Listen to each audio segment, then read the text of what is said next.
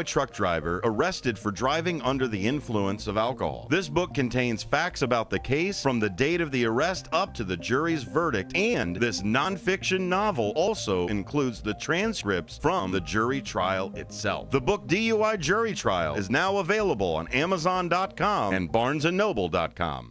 My fellow Kane Countyans, I am Anthony Catella, the Republican candidate for Circuit Clerk. This election is important for Kane County as well as our country. Independent, libertarian, and all voters can make a big difference by voting for the right candidate regardless of party. I am a good, decent, honest, patriotic American called to public service. I ask you to vote for me as your next Circuit Clerk of Courts for Kane County, Illinois. Thank you, God bless you, and may God bless the United States of America.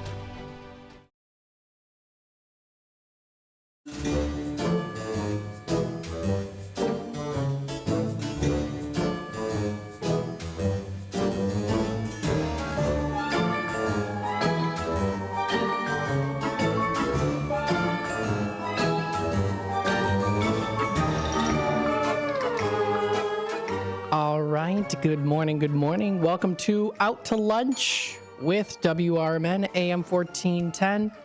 Happy Halloween. Oh my goodness, I'm so excited.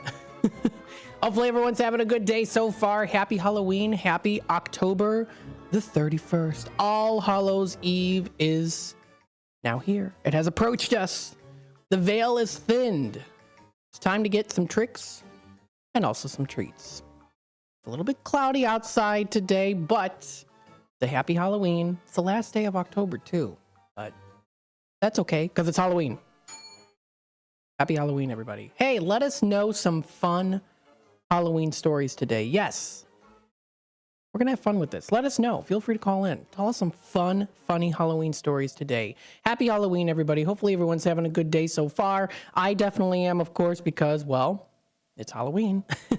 It's very exciting, and I've got some pictures to show you too from some of the past Halloween days of the past of the McNeils. So we'll go through that here too, just to kind of just show you that I definitely had some fun Halloween times as well too. There were a lot of other pictures too I wasn't able to get because I just didn't have time, but I did select a few. So we'll go through that here. But first, let's talk about the weather and temperatures. Temperatures right now at 63 degrees. We have a high of 64. So we're already almost at our high in temperatures. We are going to be seeing it being mostly cloudy today, pretty much. Actually, you know what? Mostly cloudy right now. It is actually going to be getting a little bit more partly cloudy as we get into tonight for Halloween night with a low of 33. So around the trick-or-treating time frame, it's going to be about in the 40s or 50s around that temperature there. The temperature, goodness me, I can't think of the word. The frame of reference, you know what I mean. Oh my goodness. It's like in the 40s or in the 50s really when it's going to be later tonight for trick-or-treating. I'll also go through again here the Kane County trick-or-treating hours of operation there too. So I'll let you know about that, of course. So it's going to be about in the 40s or 50s, definitely fall style of weather. It is definitely going to be quite windy out too. We've got a wind speed of about 20 to 25 miles per hour. It's going to be quite a bit of a wind speed out there. So hold on to your witches' hats and your brooms, your lightsabers,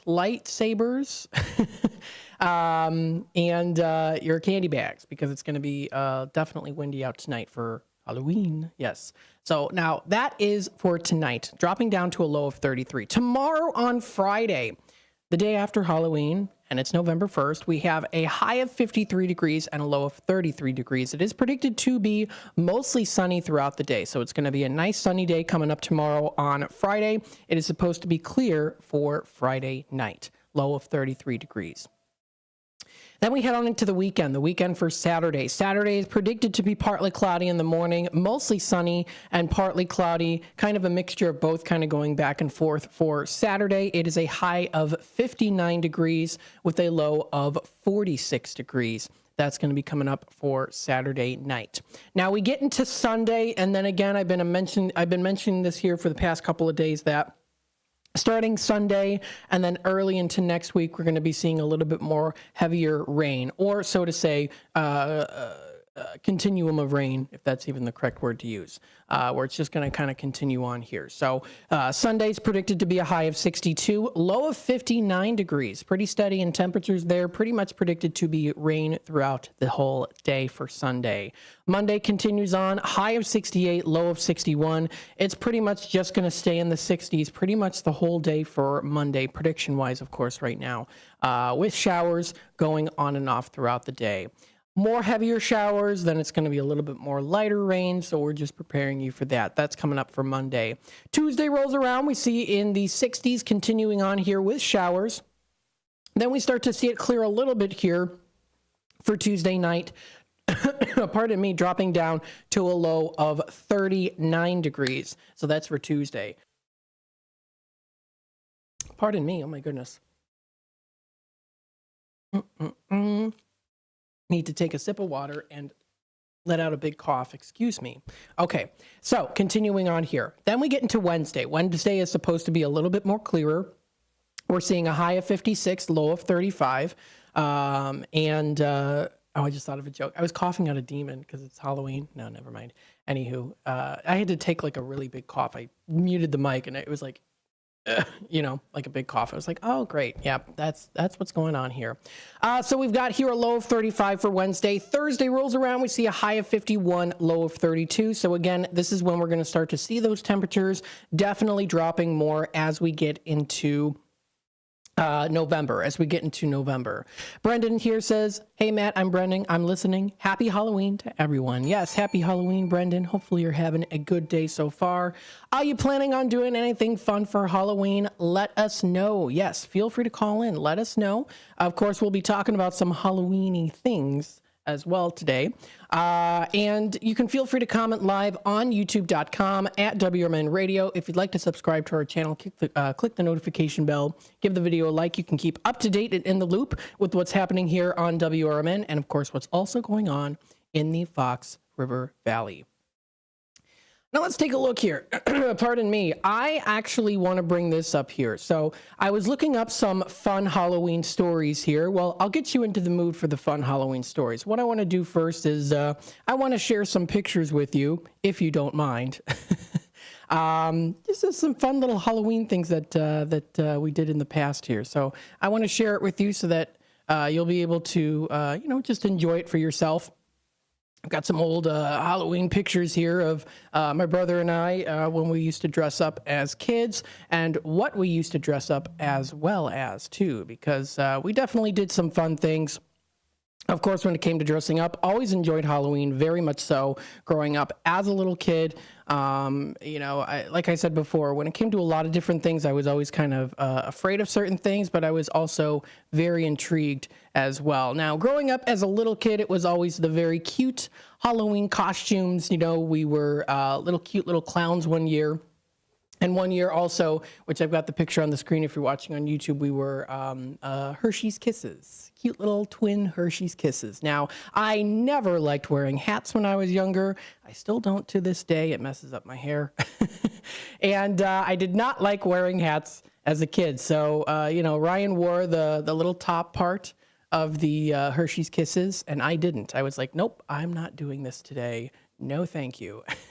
So that's one of the pictures, growing up as a little kid. I always loved, of course, also carving pumpkins. Now, we haven't carved pumpkins in a really long time, but I especially love doing it with my dad and my brother. Always a fun tradition that we did growing up was carving those pumpkins. That was always lots of fun, of course, to do. And we also listened to Halloween music as well while also doing it. So it was definitely a lot of fun. As I got a little bit older, I wanted to go for a little bit more of the creepier side of things, into the zombies and the vampires and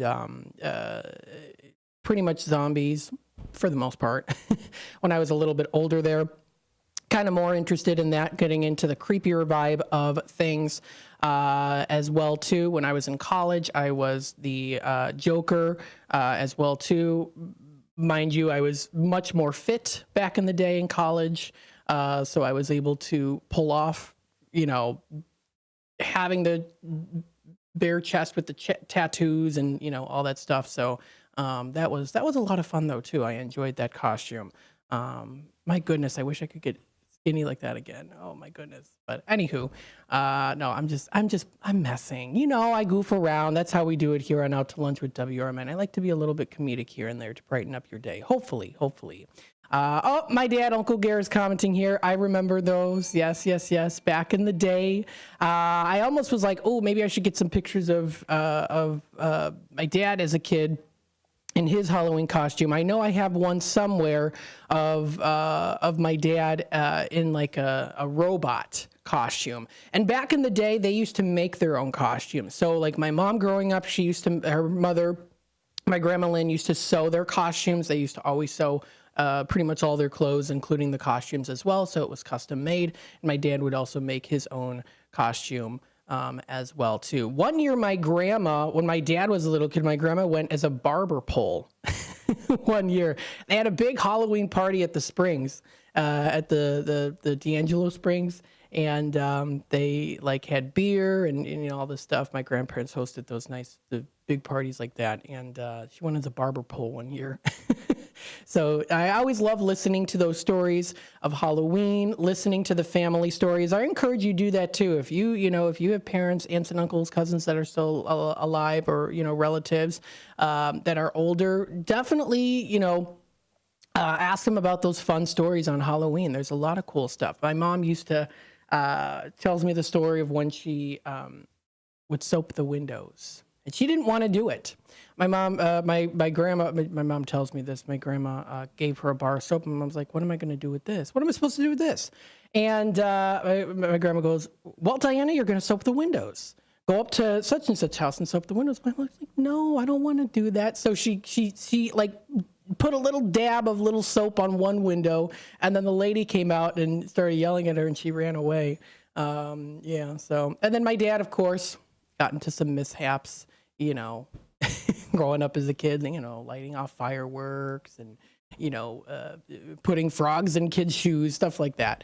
I never did stuff like that. I always just loved Halloween and just the spirit of it too. Lots of fun.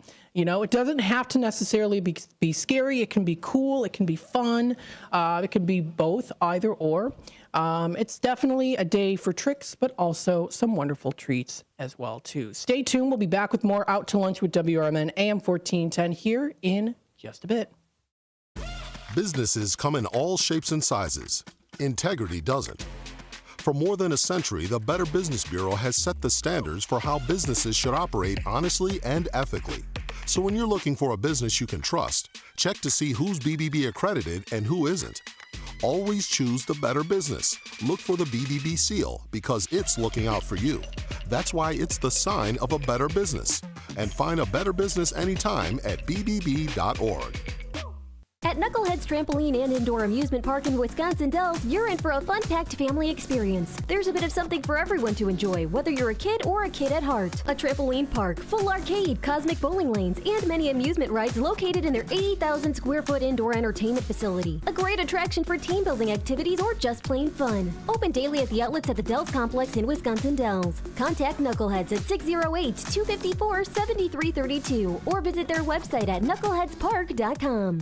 And we're live here outside the Perez family home, just waiting for and there they go. Almost on time this morning. Mom is coming out the front door strong with a double-arm kid carry. Looks like Dad has the bags. Daughter is bringing up the rear. Oh, but the diaper bag wasn't closed. Diapers and toys are everywhere. Ooh, but Mom has just nailed the perfect car seat buckle for the toddler. And now the eldest daughter, who looks to be about 9 or 10, has secured herself in the booster seat. Dad zips the bag closed, and they're off. But looks like Mom doesn't realize her coffee cup is still on the roof of the car. And there it goes.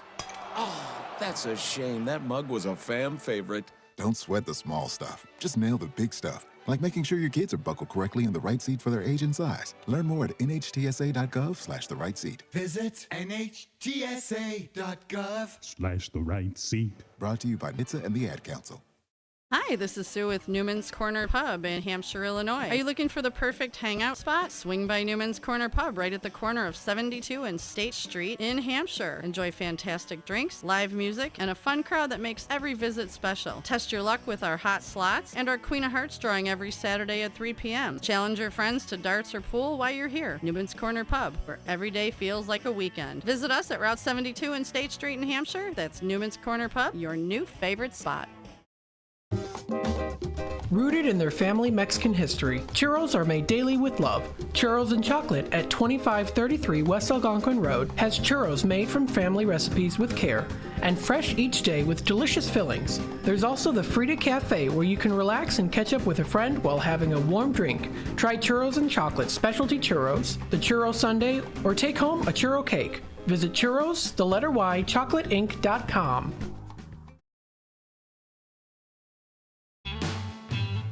Belux Bar and Grill, Wisconsin Dells, is the quintessential American grill and bar, with refined rustic cuisine and award-winning libations.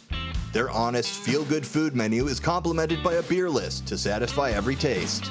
Classic cocktails and our signature shakes, rich and creamy with a splash of boozy goodness just to shake things up a little bit. Belux Grill and Bar, classic American cuisine with a contemporary twist.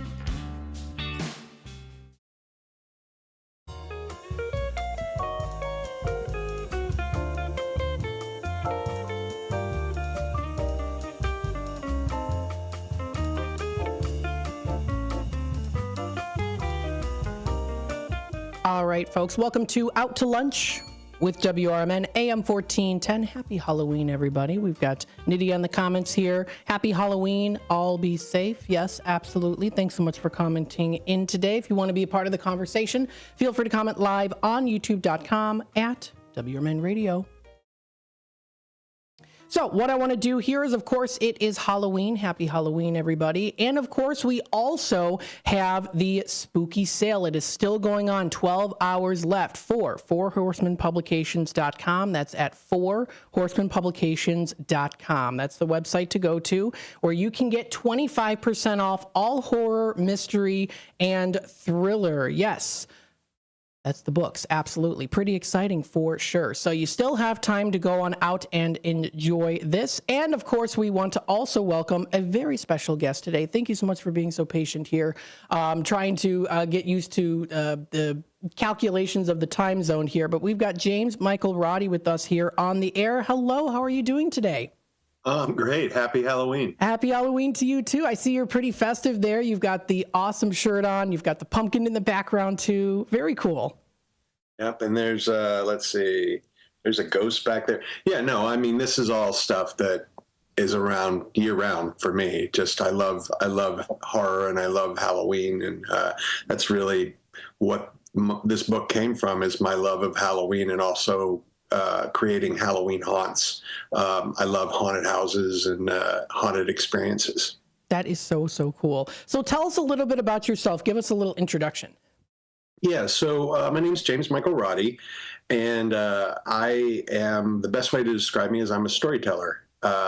Since I was little, I've just loved being able to tell stories through any medium, whether it was drawing or as an actor or as a writer or as a filmmaker, and always loving the darker side of things. I love the catharsis that comes with a good horror yarn.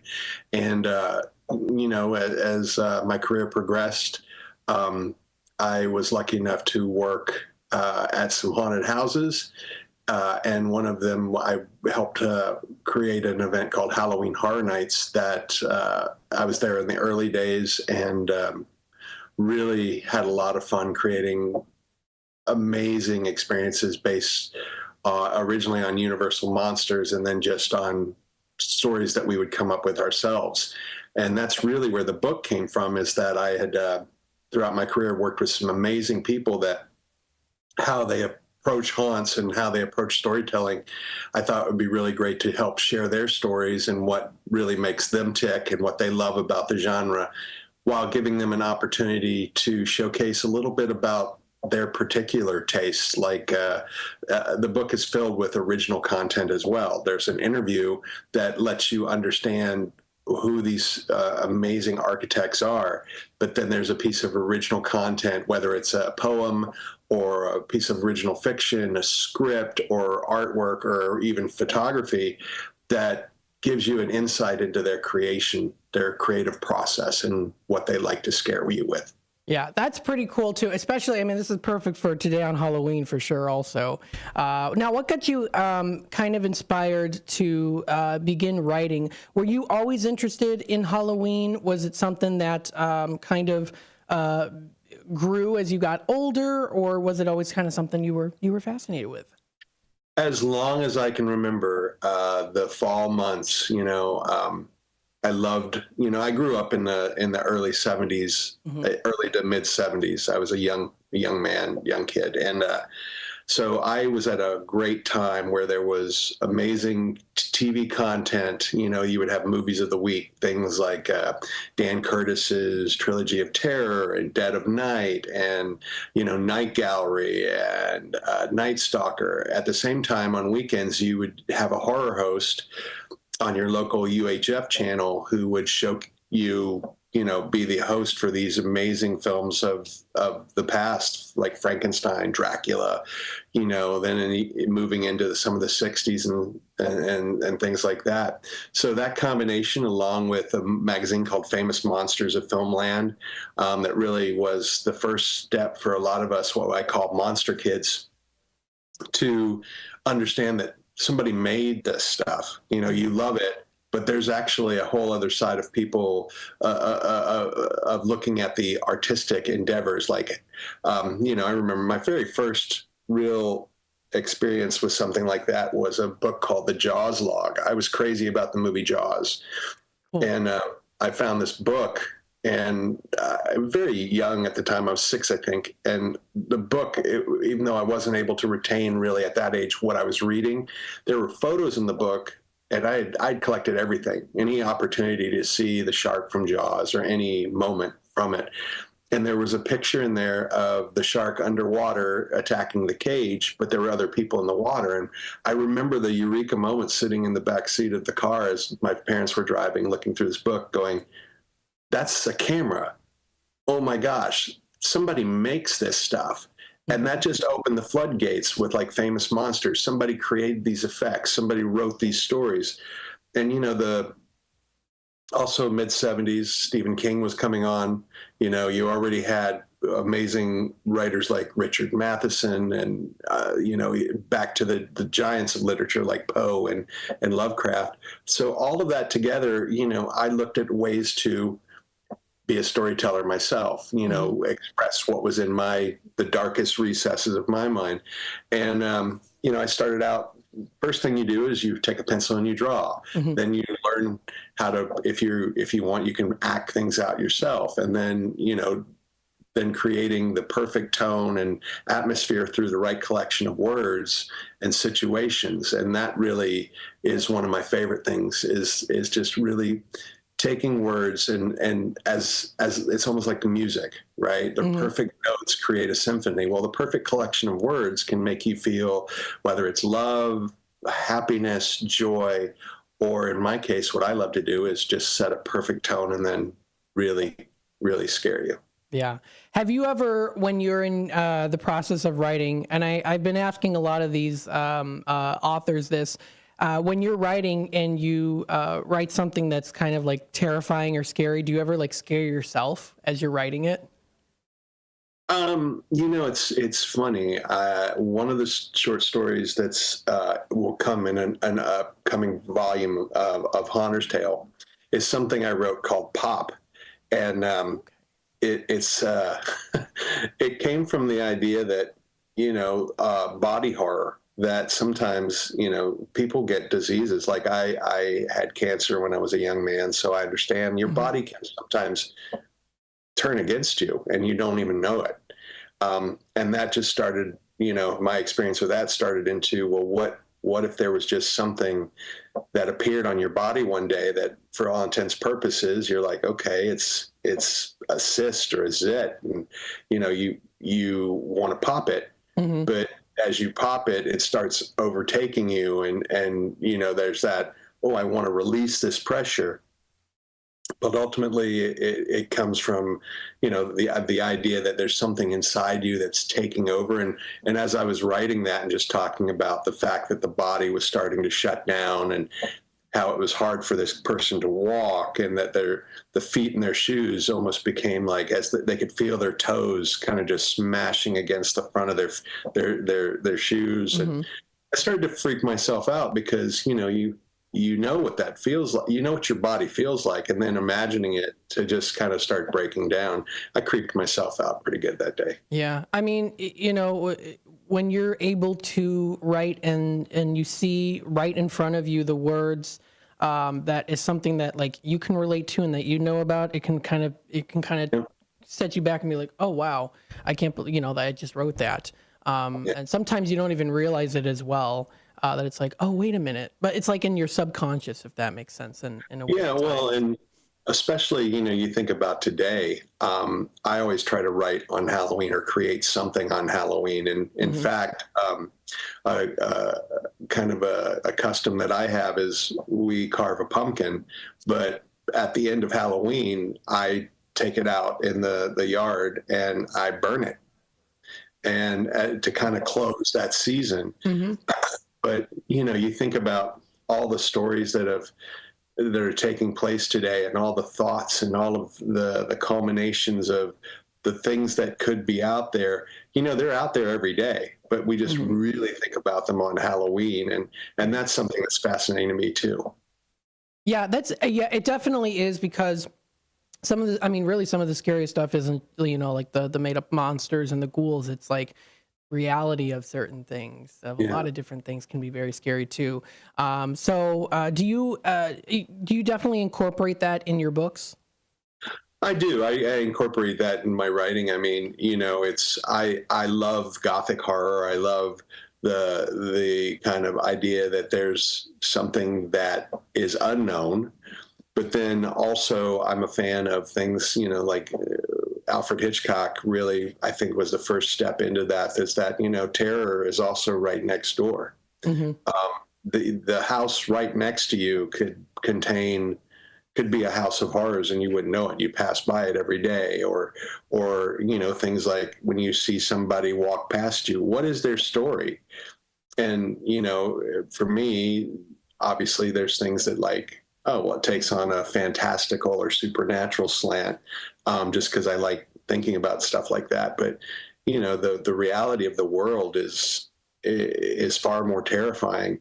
But if you're able to capture that and then somehow put a fantastical thing around it that then can be defeated, right? That's your dragon. You talk about how you want to defeat your dragons or prepare to defeat your dragons. You read this. And so, I think that's why people are fascinated by death, is you want to understand it so that when you face it, you're ready for it. But to me, the scariest things are the things that you can't really understand or expect, that come at you at Tuesday at 4 p.m. in the afternoon. And you're like, I never in a million years expected that. That to me is true horror. Yeah, absolutely. I totally agree. So as a writer, of course, every writer goes through, of course, writer's block. And this is something I've been asking a lot of the authors out there. How do you overcome writer's block? What is a technique that you have to kind of overcome the writer's block? And also, too, what do you do in your time to kind of, if you need to step away from writing and take a little bit of a break? Well, for me, it's collecting, right? I love, as you can see behind me, I have a collection of things. This is my private study. But there's always, for me, like whenever I start to get tired or, let's say, less than inspired, there's a whole world of gods and monsters out there at our fingertips that you can just say, you know what, maybe right now is a good time to reread Pet Sematary, or, a comic, or an old EC comic, or watch watch Abbott and Costello Meet Frankenstein, which is what I was doing this morning. Just kind of, it puts me in the right frame of mind. It gets you to where you need to go. Mm-hmm. But I mean, also writer's block, I think, to me, it's always a crutch. Like, oh, well, everybody has writer's block. And, ultimately, I think if you're being truthful with yourself, you're just not ready. You're not ready. Yeah. And there's some authors that can just power through. And it's funny, when it's something that's strictly for me, I like to enjoy it, right? Mm-hmm. If it's for somebody else, you just power through. But for me, I'm like, okay, well, I want to enjoy this, so I'm going to allow myself to enjoy this. I think we put so much pressure on ourselves to everything we do when we sit in front of a blank page. Oh, this has to be important. This has to mean something. Well, it has to mean something to you, mm-hmm. but don't put your audience there. Don't write for your audience. Write for you, and then the audience will come. Exactly. I would say, too, when it comes to writing a book, everyone can interpret it differently as well. Have you noticed feedback where you get different feedback, even though it might be, of course, the same story or same writing, that you get different people interpret it differently? Sure. And I mean, that comes from people's taste. That comes from people's experience. Let's take any great story. There are people that just don't like it, right? We can all say that Christmas Carol is one of the best ghost stories ever. There are people that absolutely hate it. Okay, but you speak to the people that understand it. You speak to the people that get it, and when they do get it, there's something there's a bond. When you appreciate something that somebody else has created, that you're connected. Whether for me, like, there's even when I go to see a movie, even if I don't think the movie's great, I'm very hesitant to go, that movie was terrible, because no, I just didn't like it. Mm-hmm. Or it didn't connect with me. No harm, no foul. I'm sure, I honestly feel that nobody sets out to go, this is going to be terrible, or this is going to be bad. Yep. It's just, just like we all have tastes. We all have things that we're drawn to because of our collective experiences. Exactly. Mm-hmm. And I'm very forgiving as far as, if you don't like it, okay, well, hopefully I'll connect with you at a different time. Or, I mean, there's been books from authors that have been like Stephen King. I love Stephen King, but there's some of his books that I didn't connect with. To me, Stephen King's best book is Pet Sematary. Now, some other people argue with you, no, it's It, or it's Carrie, or it's The Shining. Mm-hmm. Those are great, but the one that scared the hell out of me and connected me was Pet Sematary. I still, to this day, remember how I felt when I read that book. Every page, there was just a sense of dread, and it's very rare something like that happened, that I almost didn't want to finish it. Yeah, and there's a sense, too, of course, a lot of the Stephen King books have been made into movies and TV as well, too. But there's something really, of course, when it comes to reading, it's your imagination. When you see it on the screen, you see, of course, how it's being portrayed via the director and the producer's vision for it. But when you're reading a book, it's how you perceive it, too, in your own imagination. So that's usually why we hear a lot of, like, the books are always better than the films, just because people can, you don't see always just it's the pictures. You interpret it your own way, and that can be definitely it can be a scary experience that way too. Because absolutely, you think about that, and when that phrase, oh, the book was better. Well, the book was better because you created your own version of it in your mind. You took whatever was on that page and that collection, and then made it real for you. Yeah. The movie is somebody else's point of view and could be great, but it's not as powerful as what you created. I mean, you can read The Shining, and to me, I think there's been several adaptations of The Shining that have been fantastic. I love what Mick Garris did. I thought that was the most truthful. I love Dr. Sleep as a sequel, both book and movie, but also Stanley Kubrick's The Shining is not Stephen King's The Shining, but I respect it. And it was a different story based loosely on the same subject matter. Mm-hmm. And I love both of them independently. That's the fun thing too, is when you read a book and then you see the movie, or even well, I would say if you read the book first and then you see the movie, you can kind of pick out like, oh, that's exactly how I pictured it, or that's nothing like how I pictured it. How would you say it is like vice versa though? Like if you see the movie first and then read the book? I mean, I would say that it would. I am a big fan, and especially in my earlier years, like I would love to go see a movie and then get the movie novelization. Because it was already an established story visually, and then it was almost like finding deleted scenes. Yeah. Right, there was more context that couldn't be in the movie because the movie couldn't be 8 hours long. But just going to see a movie. I remember the novelization for Halloween was one example, because I'd seen Halloween and loved it, but then the novelization had more opportunity to interact with those characters or experience those characters that had already been established visually. Mm-hmm. So I knew what Dr. Loomis looked like. I knew what Laurie Strode looked like. I knew what the shape looked like. But then to see these other moments that you're like, wow, it expanded it. There's a great moment in the novelization of Halloween where they talk about Samhain, and it's like fantastic. And at some point, I still visually picture that when I watch Halloween. I'm like, oh, that's such a great tie to that, like a festival that happened with the Druids many, many decades ago, or hundreds of years ago. So. Well, one of my favorite book series is the Lemony Snicket series of unfortunate events. And I saw the 2004 movie with Jim Carrey before I read the books. So when I read the books, I was so excited because there was so much more content, because the movie only covered the first 3 books.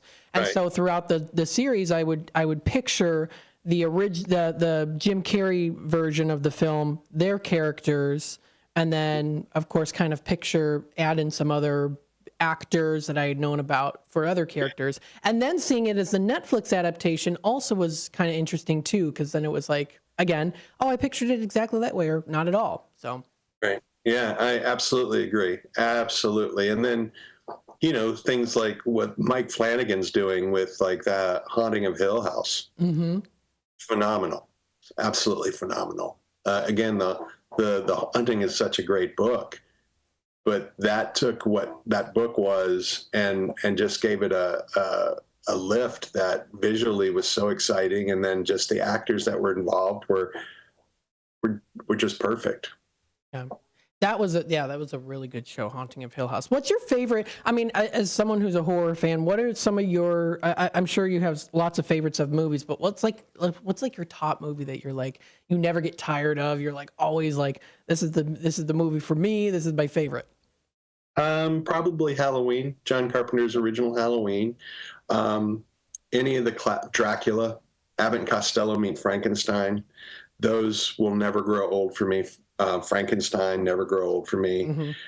Jaws will never grow old for me. But for Halloween, especially around this, it's like, to me, my go-to movie marathon for Halloween day is Abbott and Costello Meet Frankenstein, Halloween, The Legend of Sleepy Hollow, the Disney Ichabod Crane is perfect. That to me captures what I think Irving's words were. I love that in animated style. And then just even another one is Night of the Living Dead, just because it feels so real.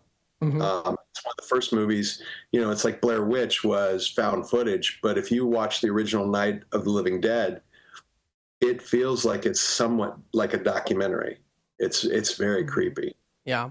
And that, I remember like the Blair Witch Project, how it was very documentary, and that was, kind of, I think was it maybe late 90s, early 2000s that was kind of 99, late 90s. Yeah. That was kind of like something that people hadn't seen before. And it's similar to like The Exorcist too. Something had the effects that no one had ever seen before too. So. Yeah. The Exorcist is one of the special, you think about it's one of the scariest movies ever. honestly, just because it's, I talked a little bit about body horror, but again, there's something that has taken over what you know. And that to me is terrifying. It's any type of, whether you want to call possession, it's like a virus, right? Suddenly your body's betraying you. That's terrifying. Yeah, that is. Your body's betraying you. I'd never thought of it that way before. In those right, words. Whether it's because of a demon, or even in like the movie The Thing, which came in the 80s it was kind of a precursor to a virus that was during the 80s, which was AIDS. But the idea that there was something you didn't even know you were an alien, like that is terrifying to me. That just that thought of like walking around again. That's what's scary to me, is that, hey, I'm walking around, everything's fine, and then it's not, and there's no, it's shocking, but it's also, it's the known thing of your own existence turning on you, or you're not being able to control it. I mean, mental illness is terrifying to me. Being trapped in your brain, and the reality is not what everybody else sees, or your reality has changed. All of those things are really horrifying to me. Yeah. Absolutely. And there was another movie too. I'm trying to remember what it was. No, it's the Return of the Living Dead, where it's the zombie that says the pain of being dead. Yeah. That's also scary to me too, because you try to put yourself in that situation of like, they're just trying to survive.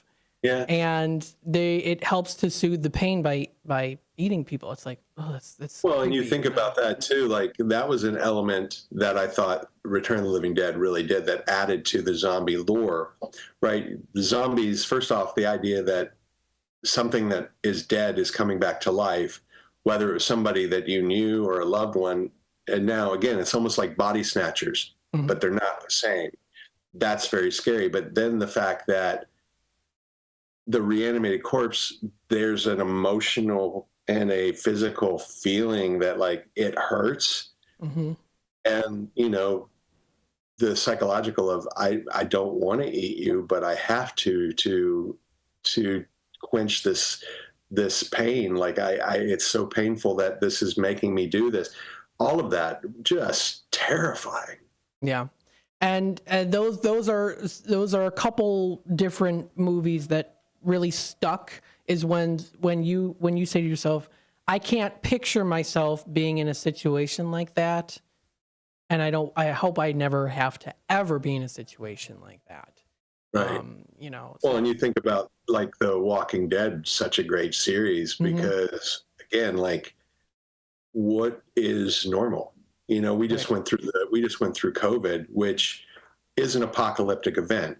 And even now, we're never going, I don't know if we'll ever be completely the same than we were, and that to me is like, what's the new normal? You add that layer into it. Like, that's what I thought was so brilliant about Walking Dead, is it was a great zombie show. It was great visually. It was well done, but psychologically, here are people that are banding together that all they want is to try to hold on to some normalcy or get back to, like, okay, well, let's build a wall around this community and we can just live. It's like, no, it's not coming back. And dealing with that's pretty scary. I remember there's one show called iZombie. Have you heard of iZombie? It's more of a comedy show, but I had watched it during COVID, and it was towards the end of the season where I'm sure you're familiar with it, but it was like I actually couldn't finish it because it was a little bit too upsetting for me, because it was like it was kind of too similar to the situation that was at hand so it was kind of like I couldn't really finish it. Well, to me, too upsetting at the time. Most horrifying episode of Walking Dead was when it was Negan killing Glenn, because it wasn't a zombie. It was somebody that, for all intents and purposes, you could have been neighbors with, right? It was just another human doing this horrific thing to somebody in when the whole of society is terrifying and horrible, this was even more horrible than that. And this was a fellow human. Yeah.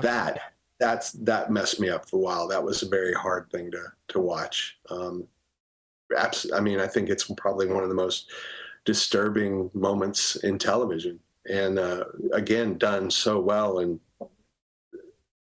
But you know, you've been in this, you've been following these characters now for, I think it was 4 or 5 seasons, and my God, like you've watched them narrowly escape being bitten and being eaten, and you've connected with them, and then not even this amazing zombie threat is what kills him. It's some guy who brains him for no reason, really, other than to prove a point. That, you talk about sinister.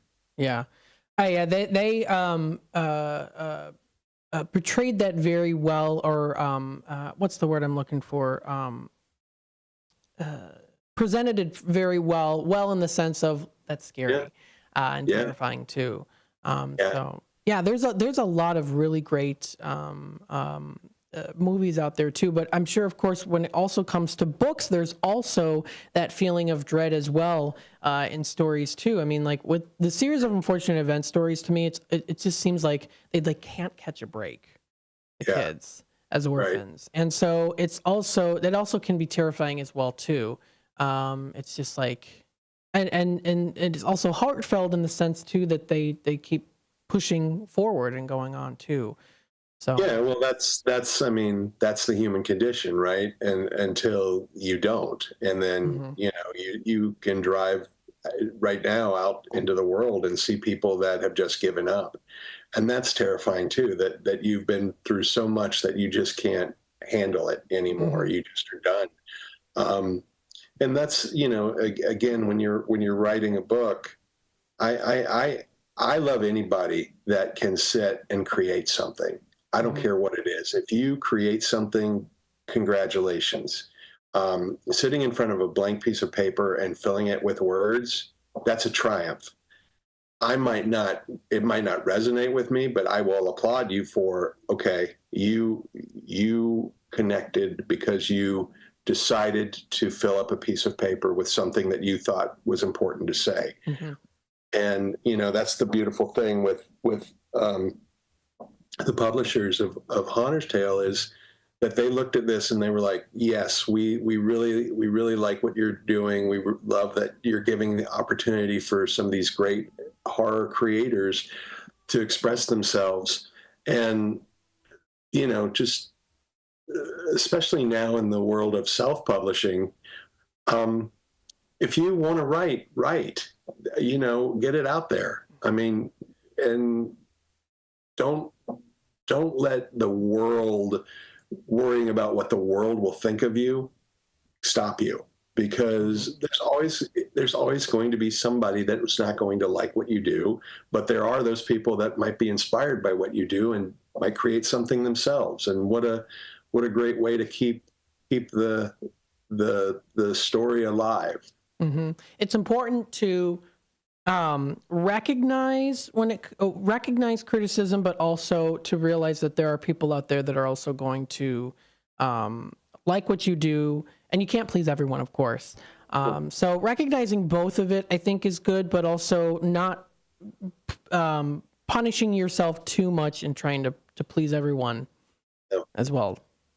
Well, you won't. You absolutely won't please everyone. And then, you know, I mean, just talking about the opportunity to publish this, and, you know, this is volume 1 of, there's going to be 5 complete volumes in the next few months. Again, I hope everybody, it goes on sale today. I hope everybody enjoys it, because it's a lot of different people's perspective. And I think that's what, if you like horror, there'll be something in it for you. It goes across the board. And if you're interested in how haunted experiences like haunts and live shows and things like that are created, there are some amazing people that talk about their process and their story of how they did it and why they do it.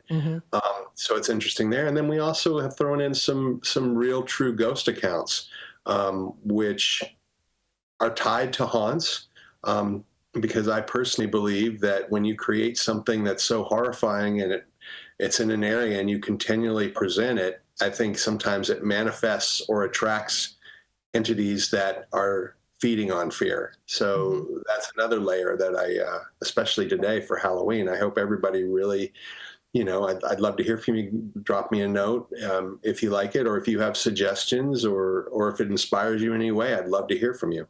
Absolutely. So we have a couple minutes left here. Tell us a little bit on, for authors out there who are maybe wanting, or aspiring authors out there who want to, or even just authors too, who want to start writing horror tales and creepy stories, but also it doesn't necessarily, whether it's fantasy or reality. What would you say to them if they feel, like, oh, I don't know, if this is something that people are going to like, if they're having like doubts about writing it? What would you say to writers out there who maybe might want to start writing in this type of style? I think first off, ask yourself why you want to write. And if the reason is, I just want to tell this story is something I want to hear, do it. Write. Again, if the act of writing is the first most important step. Even if you only fill the piece of paper with one sentence today, you are moving forward. You are succeeding. Don't worry about the end product. Don't worry like, oh, this has to be 400 pages. That's a lot of work. Just start. And again, I am one that there are no rules in storytelling. There are no rules. It can be a short story, it can be a long story. Just tell me a story. The only rule, and it's not even a rule, it's just the parameter is give me a beginning, a middle, and an end. That's all I want. And also read. I think we are starting to be a society that is so about short form content and not really using language. We live in a text society that now we even speak to text, which is, you see how that goes sometimes, right? Yeah. It sends a mixed message, things like that. It's funny to me when people get emails and they're like, well, there was a tone to your email. No, you put the tone to the email. Exactly. Understand your language, right? There are reasons why there are exclamation points. There's reasons why there's commas. And if other than what we learn from an academic standpoint, which we could have a whole other conversation about, understanding what the description and the tone of your piece is, read other people, see how they have their characters talk, and not copy them, but just put it in the filing cabinet again to say like, oh, you know what? I remember when this character was losing it in a scene, or this character was getting ready to commit a heinous act, how it was described, and then describe it in your way. But do it. Don't give up. Don't give up. If you have a story to tell, don't give up. Absolutely. Thank you so much for joining us here today on WRMN. It's greatly appreciated. I would love to have you on again, of course, as well. You are just so knowledgeable and real, and I think that's something a lot of people need in the world that we live in today, where everything is so instant gratification and having everything at our fingertips. Being able to hone in and read a story and take notes and have it inspire you is something that we hopefully can have more of. I would love that, and I appreciate the time, and I hope everybody goes out and buys a copy. And like I said, I'd love to hear from you, and especially today. Happy Halloween! Awesome. Thanks so much for joining us today. Greatly appreciated. I hope you have a wonderful rest of your day. You too. All right. Bye-bye now. All right, folks, we're going to take a quick time out. We'll be back with more Out to Lunch in just a bit. Years, Maria's Little Italy in Sycamore is waiting for you to come and enjoy authentic recipes handed down for generations. Stop in and enjoy bruschetta, handmade focaccia bread, pizza, pasta, sandwiches, and more. Dine in, take out, delivery, or catering is all available. Go to mariaslittleitaly.com and see what you've been missing. From their family to yours, welcome to Maria's Little Italy, where food brings families together.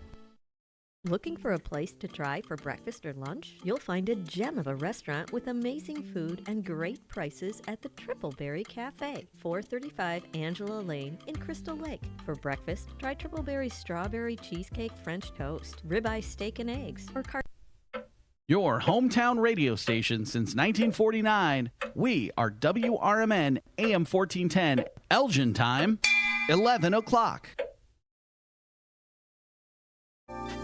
With your 1410 WRMN Newsflash, I'm Sean Curdan. Brought to you by Cintas. New information regarding the shooting that occurred on October 27th on Shawford Way that left one person injured and in the hospital. According to the Elgin Police Department, the two individuals involved were acquainted with each other and that the shooting occurred over a personal incident. Kane County expanding its reach with a new $2.8 million facility in Elgin aimed at bolstering county services and supporting the area's growing population. The 46,093 square foot building is set to open in early 2025 and will house the Kane County Health Department, Clerk's Office, and Court Services as satellite offices. Kane County officials have set up an election complaint line to address problems and irregular activities during the upcoming general election. Voters can report such issues as electioneering, improper placement of campaign signs, or any infringement on voting rights by calling 630-208-5328. With your 1410 WRMN Newsflash, I'm Sean Curdan. Wendy's breakfast burrito has an entire breakfast in every bite. Fresh cracked eggs, seasoned potatoes, American cheese, cheese sauce, and sausage or bacon. So the first bite is like fresh American cheese sauce. Bacon. And the second bite is like fresh American cheese sauce. Bacon. And the third bite, you get the idea. The boss of breakfast burritos, gotta be Wendy's. Participating U.S. Wendy's during breakfast hours. Not to brag, but Progressive's Name Your Price tool is mankind's greatest tool ever. Even better than the wheel. Sure, without the wheel, we wouldn't have modern transportation or funny videos of dogs riding skateboards. But without the Name Your Price tool, we wouldn't have easy access to auto insurance options based on our budget. And, well, cars do need wheels. They also need insurance, and insurance never goes flat. Learn more about the greatest tool ever, the Name Your Price tool at Progressive.com. Progressive Casualty Insurance Company and Affiliates. Price and coverage match limited by state law. Not available in all states. This is Larry Jones, and I'd like to talk to you about my bank, American Eagle Bank in South Elgin. Has your bank changed names in the last 10 years? Is your bank another faceless branch with headquarters in another city? Are you tired of earning next to nothing on your savings account or certificates of deposit, or does your personal banker treat you like a stranger? If you answered yes to any of those questions, then you're ready for a new banking experience, and American Eagle is the place for you. American Eagle is a locally owned independent bank that's rooted in the community, and American Eagle customers are greeted by name and treated with the respect that they deserve. American Eagle has an innovative program, Eagle Savings, that teaches your children to save while earning prizes and rewards. American Eagle offers great rates on certificates of deposit. My bank is located in South Elgin on Randall Road between the Target and Caputo's and is open Monday through Saturday. Give them a call at 847-742-7400 and a real person will answer the phone. American Eagle Bank, a place where you matter. Progressive presents the Sports Flash on News Talk Radio 1410 WRMN. The Bulls beat the Magic 102-99 last night. Chicago rallied back from a 33-18 first quarter deficit. The Bulls are 3-2 with the win. Josh Giddey, 20 points and 11 rebounds. Road game for the Bears this Sunday, a matchup at Arizona. The team looking to regroup after last week's 18-15 loss at Washington. The Commanders won that on a last-second 52-yard Hail Mary. Head coach Matt Eberflus on the hot seat, with some players publicly questioning game decisions. Chicago 4-3-0. Cardinals have won 2 in a row. They're 4-4-0. In a tightly packed NFC West, the 49ers and Seahawks also 4-4-0. The Rams are 3-4-0. The Blackhawks visit the Sharks tonight. Chicago 3-6-1. The Sharks 2-7-2 after going winless in their first 9 games. San Jose's 1-2 straight. Bundle auto and home, renters or condo, and save with Progressive. I'm Chuck Sanders on News Talk Radio 1410 WRMN.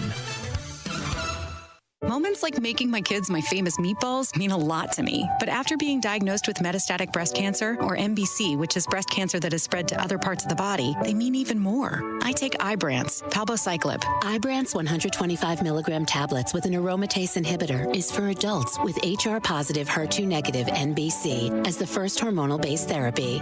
Ask your doctor about Ibrance and visit Ibrance.com. Ibrance may cause low white blood cell counts that may lead to serious infections. Ibrance may cause severe inflammation of the lungs. Both of these can lead to death. Tell your doctor right away if you have new or worsening symptoms, including trouble breathing, shortness of breath, cough, or chest pain. Before taking Ibrance, tell your doctor if you have fever, chills, or other signs of infection, liver or kidney problems, are or plan to become pregnant, or are breastfeeding. Common side effects include low red blood cell and low platelet counts, infections, tiredness, nausea, sore mouth, abnormalities in liver blood tests, diarrhea, hair thinning.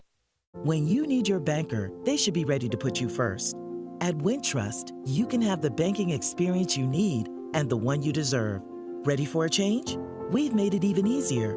Our new sophisticated online platform makes opening accounts a breeze, but our bankers are always here for you. Open a new Total Access checking account in minutes at wintrust.com/fast. Plus, get $300.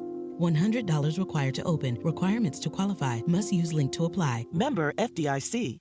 The new novel, titled DUI Jury Trial, is the true story of two lawyers who defend a truck driver who is charged with DUI. If he's convicted, this truck driver faces a lifetime disqualification of his commercial driver's license, which would prevent him from ever driving a truck again. This 3-year legal battle culminates in a courtroom showdown, which involves the testimony of a DUI expert witness. This book, DUI Jury Trial, is now available on Amazon.com and BarnesandNoble.com.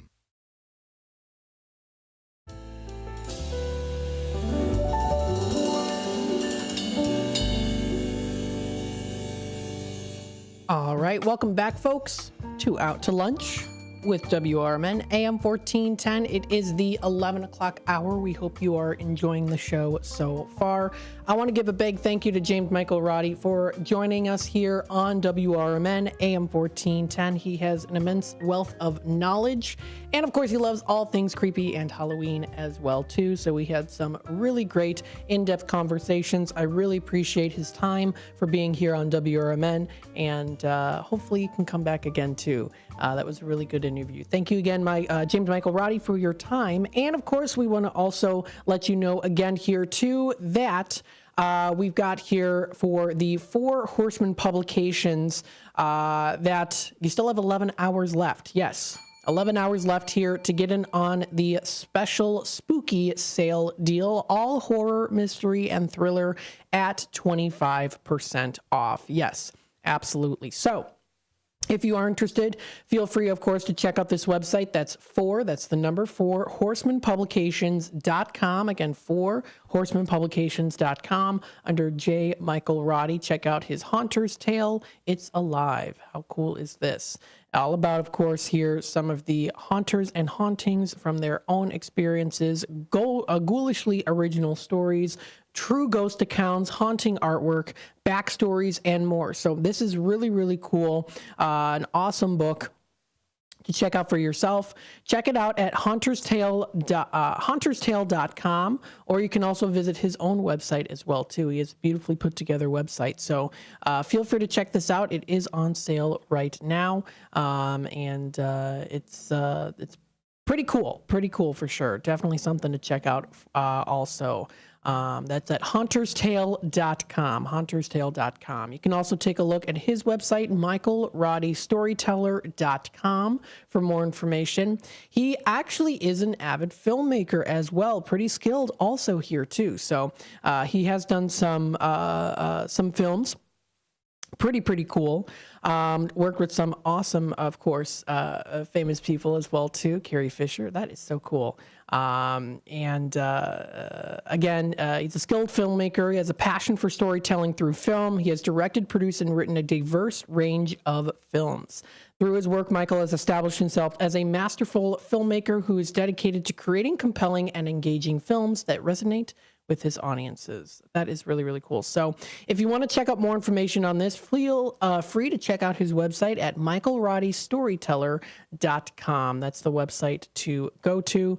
And, again, like I said, he has a huge wealth of knowledge from experience, being a writer, not just a writer, but also, of course, also a filmmaker as well, too, which is really, really cool. That's really cool. So, again, I want to thank you greatly for being on here with us here at WRMN AM 1410, Voice of the Valley, Talk of the Town, broadcasting live here from downtown Elgin, serving the Fox River Valley. Ooh, we've got some creepy videos here. I like it. That's awesome. And a celebration of Halloween today. Very, very cool. So feel free to check out his portfolio, his website. It is very well put together. Awesome. Let's take a look here. I know that there were some things I was going to touch base on here. Oh my goodness, what do we have? We've got some good things here I wanted to see. Okay, I wanted to talk a little bit here because it's Halloween. Of course, we're going to be kind of talking really on the Halloween basis of things. We'll go through the National Day calendar, of course, and National Today as well. But I do want to, of course, bring up some cool little funny Halloween stories here. Now, this is provided by BuzzFeed.com. It was last year that they were promoting here writing an article on some funny Halloween stories that people shared to BuzzFeed. I wanted to read some to you. So, a user by the name of Jess Herr writes this kind of funny Halloween story. Quote, Halloween 1991 was absolutely insane for me. It snowed darn near a foot. And of course, we still went to school because it was the 90s. So I was so sad that I didn't get to show off my Laura Ingalls Wilder costume to everyone at our school's annual parade since it was too crappy to go outside. Later, when it was the evening, my sister, cousin, and I made trick-or-treating rounds in my neighborhood. We had to wear heavy coats and snow boots because the snow was so deep. Every house we hit gave us a buttload of candy since nobody else was crazy enough to go out in the snow. I will never forget that Halloween for sure. So despite it being very snowy out, Halloween 1991, where this user was living, they didn't forget it because they got a buttload of candy. How cool is that? That is definitely fun for sure. Absolutely. And also included here too, and I think that this is really cute. Under BuzzFeed, they with this article, with this particular story, they included a cute little GIF here as well. So I'll play it for you. It's Jack Skellington, and he's in the snow. That's cute. So that's one of the stories that was posted onto BuzzFeed. This was from last year that this was posted. Just one of the many stories that that was presented on there for you to read. If you want to check out more information, of course, you can read some funny, interesting stories, of course. Sunnyskies.com also does have some good stories as well, too, that you can check out. If you use the keyword search Halloween, you'll be able to find that there. I'm trying to see some other funny ones here as well, because there's going to have to be some funny ones here. One by the user named JSitDig16 writes here from a Halloween story, quote, I'm an opera singer and work abroad a lot. One year I was working in Austria over Halloween, which is my favorite holiday, and I was kind of bummed that I couldn't spend it with my husband and do our fun celebrations. On Halloween, I got a text from my husband going, boo, check your closet for a Halloween surprise. I started freaking out, wondering what was in there. When I opened the closet door, there was a fake pumpkin, candy, fake spiders, a fake skeleton, and a whole bunch of Halloween decorations. My husband had put it in there secretly when he was visiting last time, but I was so scared I ended up stabbing my fake skeleton. Then I laughed and ate all the candy. Oh, that's funny. So you can find some fun little stories like that too, posted onto BuzzFeed.com. They've got some stories there. So, and some funny little GIFs as well posted on there. So just some fun little Halloween stories like that. Lots, of course, that you can find online. If you've got your own funny story, feel free, of course, to let us know here. So we're definitely going through some fun Halloween things. This is kind of more of a Halloween themed day today, of course. With it being Halloween, not even Halloween themed, it is Gosh darn it, it is Halloween, of course. I want to read another story here too, because, we're kind of switching gears a little bit here, but I love Halloween that, I want to, of course, embrace it here. So we've got another cute story here. This was posted by sunnyskies.com. It was back in September of 2023, so it is a year-old story, a little over a year old, year and a month and 3 days or so, but nonetheless still could pertain, of course, as a nice little fun story. So this is called A Halloween Cookie with a Hidden Surprise. The air is crisp and the scent of cinnamon fills the kitchen. It can only mean one thing: Halloween is just around the corner. As we gear up for the spookiest time of the year, one cookie decorator has taken the art of Halloween treats to a whole new level. Delighting both kids and adults with a surprising twist. Liz Joy made a special sandwich cookie for her 7-year-old niece. As Halloween approaches, consider trying something new and extraordinary. She's made this cute little Halloween cookie here, which I'll show you on the screen as well, so that you can see it. It's a cute little Halloween cookie that she made, and it's a little cartoony looking Halloween cookie with another cookie inside of a cat. I think that is really, really cool.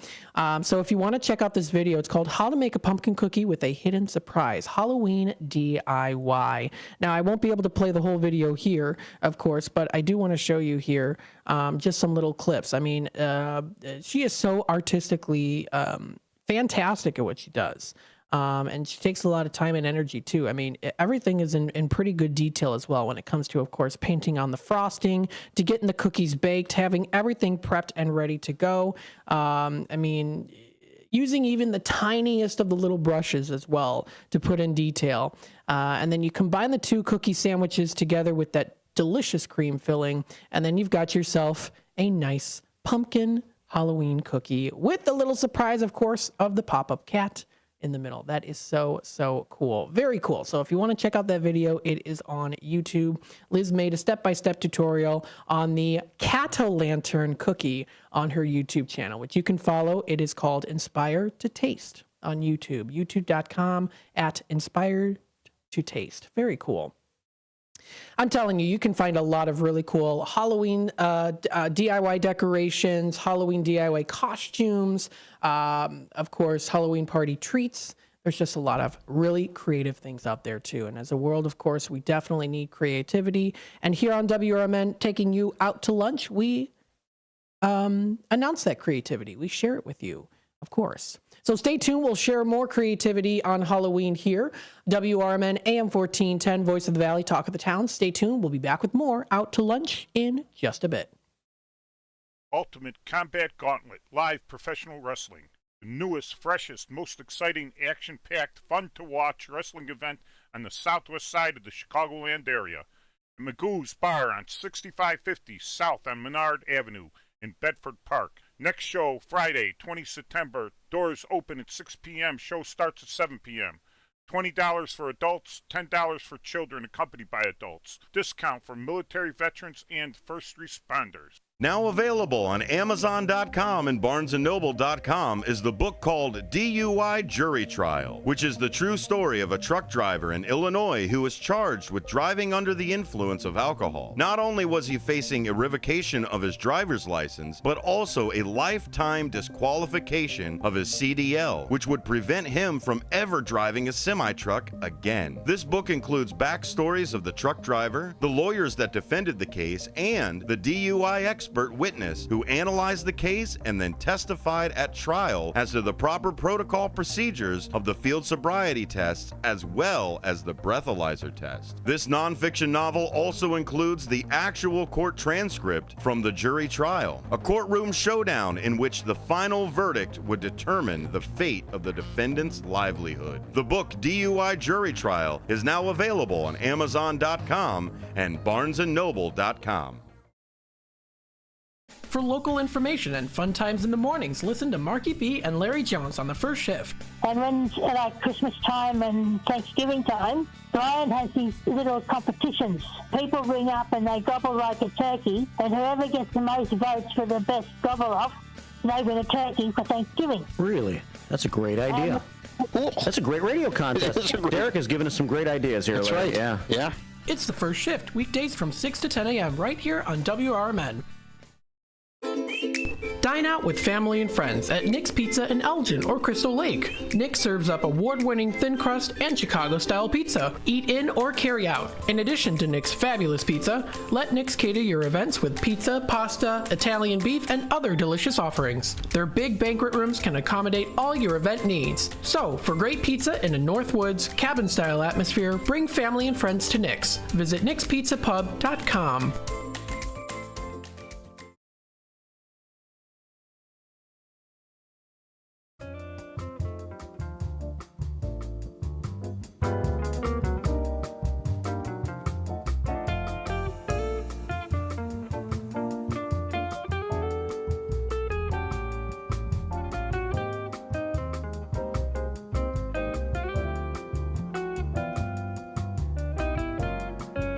All right. Hello, everybody. Welcome to Out to Lunch with WRMN, AM 1410, Voice of the Valley, Talk of the Town, broadcasting live here from downtown Elgin, serving the Fox River Valley now. It's definitely windy outside today.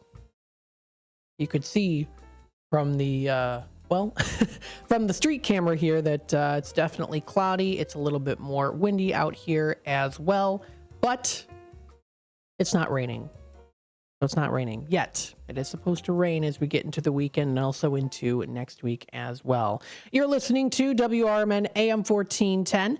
Let's continue on here. I want to go through what we've got here. I'll just touch base a little bit quickly here with the National Day calendar, of course. Well, of course, what's the biggest one today? It's Halloween, absolutely. Now, of course, little information about Halloween. Well, it's rooted in and was influenced by both pagan and Christian traditions. This is by Check-I Day, or checkyday.com. I know Marky B already did read a little bit about this earlier, but I'll read it to you again. On one hand, there are influences of Celtic harvest festivals, such as the Gaelic festival Samhain. Now, if you look at the word Samhain, it's actually spelled Samhain, like S-A-M-H-A-I-N, but it's pronounced Samhain. For someone like me who has the hardest time to pronounce words, that's one word I knew how to pronounce because I studied it a little bit in college. So with that being said, also on the other hand, Halloween stems from All Hallows Eve, which is the night before the Christian holiday of All Hallows Day or All Saints Day. Halloween traditions were definitely kind of, I guess you could say, curated or culled from these different influences too, and from a variety of traditions that different countries celebrated. Now you put these all together, you create what we now know as Halloween in the United States. Samhain has been a time when the boundaries between the world and the other world start to narrow. The veil is thin. You've heard that term before. This allows spirits the opportunity to enter the world. In Britain and Ireland, divination rituals took place during Samhain, which included practices such as apple bobbing, which is now associated with Halloween. Since the 16th century or earlier, guising or going door to door in costume or disguise has been a practice during Samhain in Ireland, Scotland, and the Isle of Man, as well as Wales as well too. People impersonated the souls of the dead originally in an effort to protect themselves from the dead spirits or to receive offerings on their behalf. Now in Scotland, youths wore masks or painted their faces and sometimes threatened mischief if they were not welcomed as well. The practice of wearing costumes and committing pranks spread in England by the 20th century. These traditions can be seen as influences that help create trick-or-treating. Those participating in costume wearing and pranks also many times held carved lanterns, which helped bring about the jack-o'-lantern as well there too. So again, definitely something interesting for sure when you learn a little bit about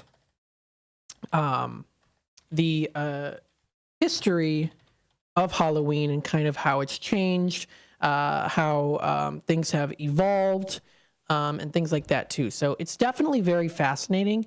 when it comes to that, thinking like, oh my goodness, now, okay, what have they done differently in the past? How has it inspired people in the future as well, too? So, I mean, there's a lot of different things like that, too, when it comes to kind of the traditions of Halloween, the spirits, things like that, that people can kind of resonate with as well there, too.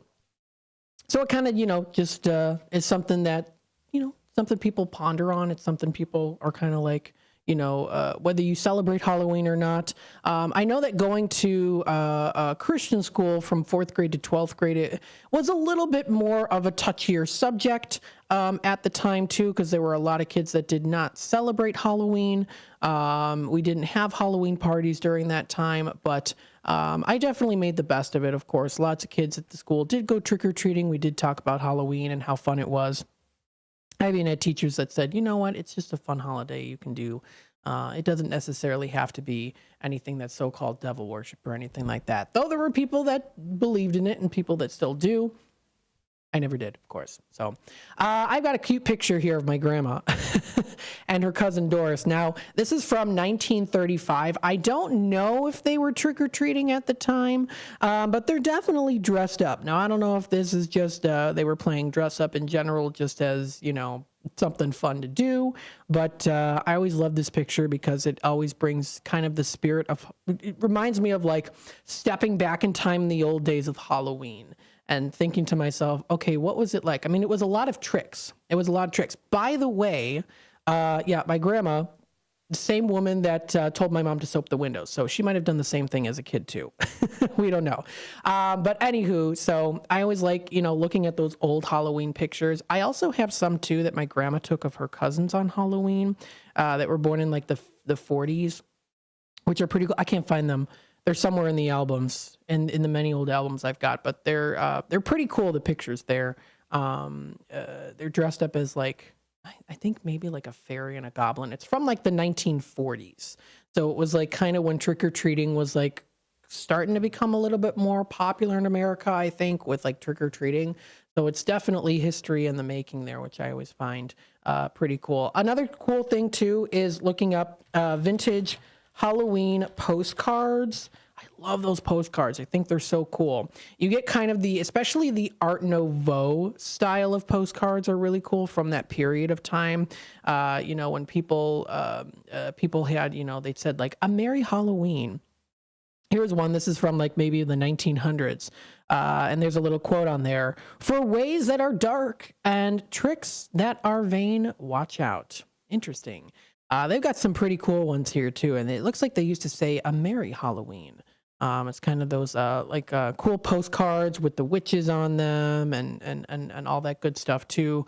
I always love these old-fashioned postcards. I think that they're really cool. You can purchase them online. Of course, you can find them on like Etsy or eBay, or also maybe at like an antique store too, especially if you find one that's more of like a Halloween style. That is definitely a cool one to collect for sure. So just like in all the things, of course, related to Halloween, of course, always loved trick-or-treating growing up. Tried to not eat too much candy, but, sometimes I couldn't help myself. And I would eat, a couple pieces and then not feel good the next day, especially if it was on a school night. That was something I never liked growing up. Like whenever it was Halloween and it was on a school night, I was like, oh, I wish it landed on the weekend, but I can't remember in particular if it ever landed on a weekend. I think maybe it did. And then I'd be able to like just sleep in because I was like in a candy coma. Well, the next day at school, I was like, ugh, it's over already. Yeah, it usually always goes by fast. So National Day calendar, of course, we've got Halloween as the day today. Another day recognized as well today. It is National Caramel Apple Day today, a great way to pair it with the Halloween season. Celebrating the time-honored fall treat, many of us remember eating caramel apples or making them with family. Whether it was a fair or carnival or maybe a Halloween party, it was a special treat for sure. Sometimes we even made them at home too. No matter where you enjoyed them, the memory is definitely a good one for sure. It's definitely kind of a creepy Halloween today. I mean creepy in the terms of like the weather. The weather is definitely more so kind of creepy. You can't really see it on the camera here, but it's pretty much mostly cloudy. You get a little hint of like kind of like little pockets of like dim sun here and there, which kind of gives it a little bit more of a mysterious sky look today, which I'm digging for sure. I'm liking it. So hopefully you are too. Again, thanks so much for everyone listening in today and joining in as well. We got Uncle Gear commenting a little bit earlier today. Horror hosts in our market. Horror hosts. In our market was Svengoolie, who was just there for Nightmare on Chicago Street. Yes, very, very cool. If you do want to check out some pictures of Nightmare on Chicago Street, you'll be able to find it on their website, nightmareonchicagostreet.com. Don't forget also, you can find pictures on our Facebook page as well.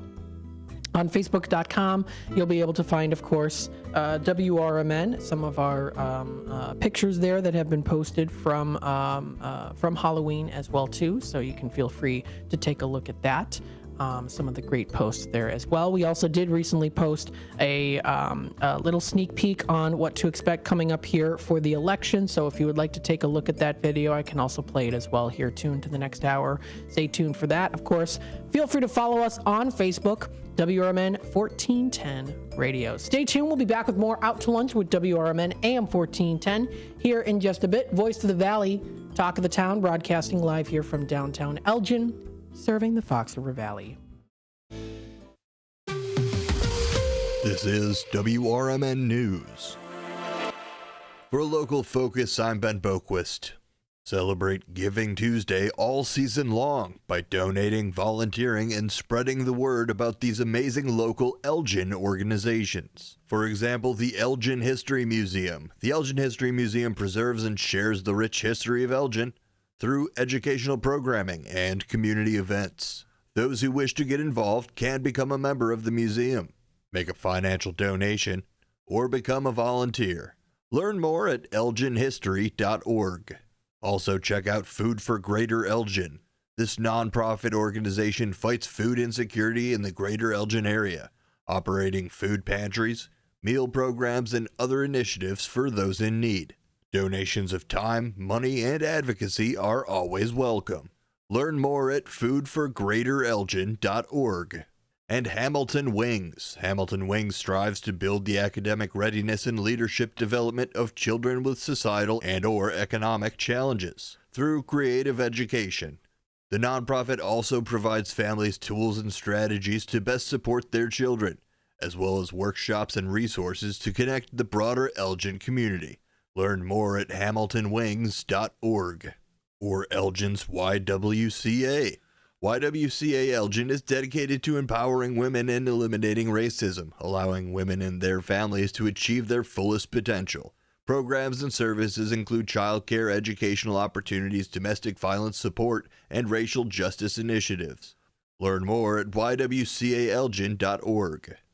For Local Focus, I'm Ben Boquist. WRMN News, produced in Studio 14 by the River Media Network.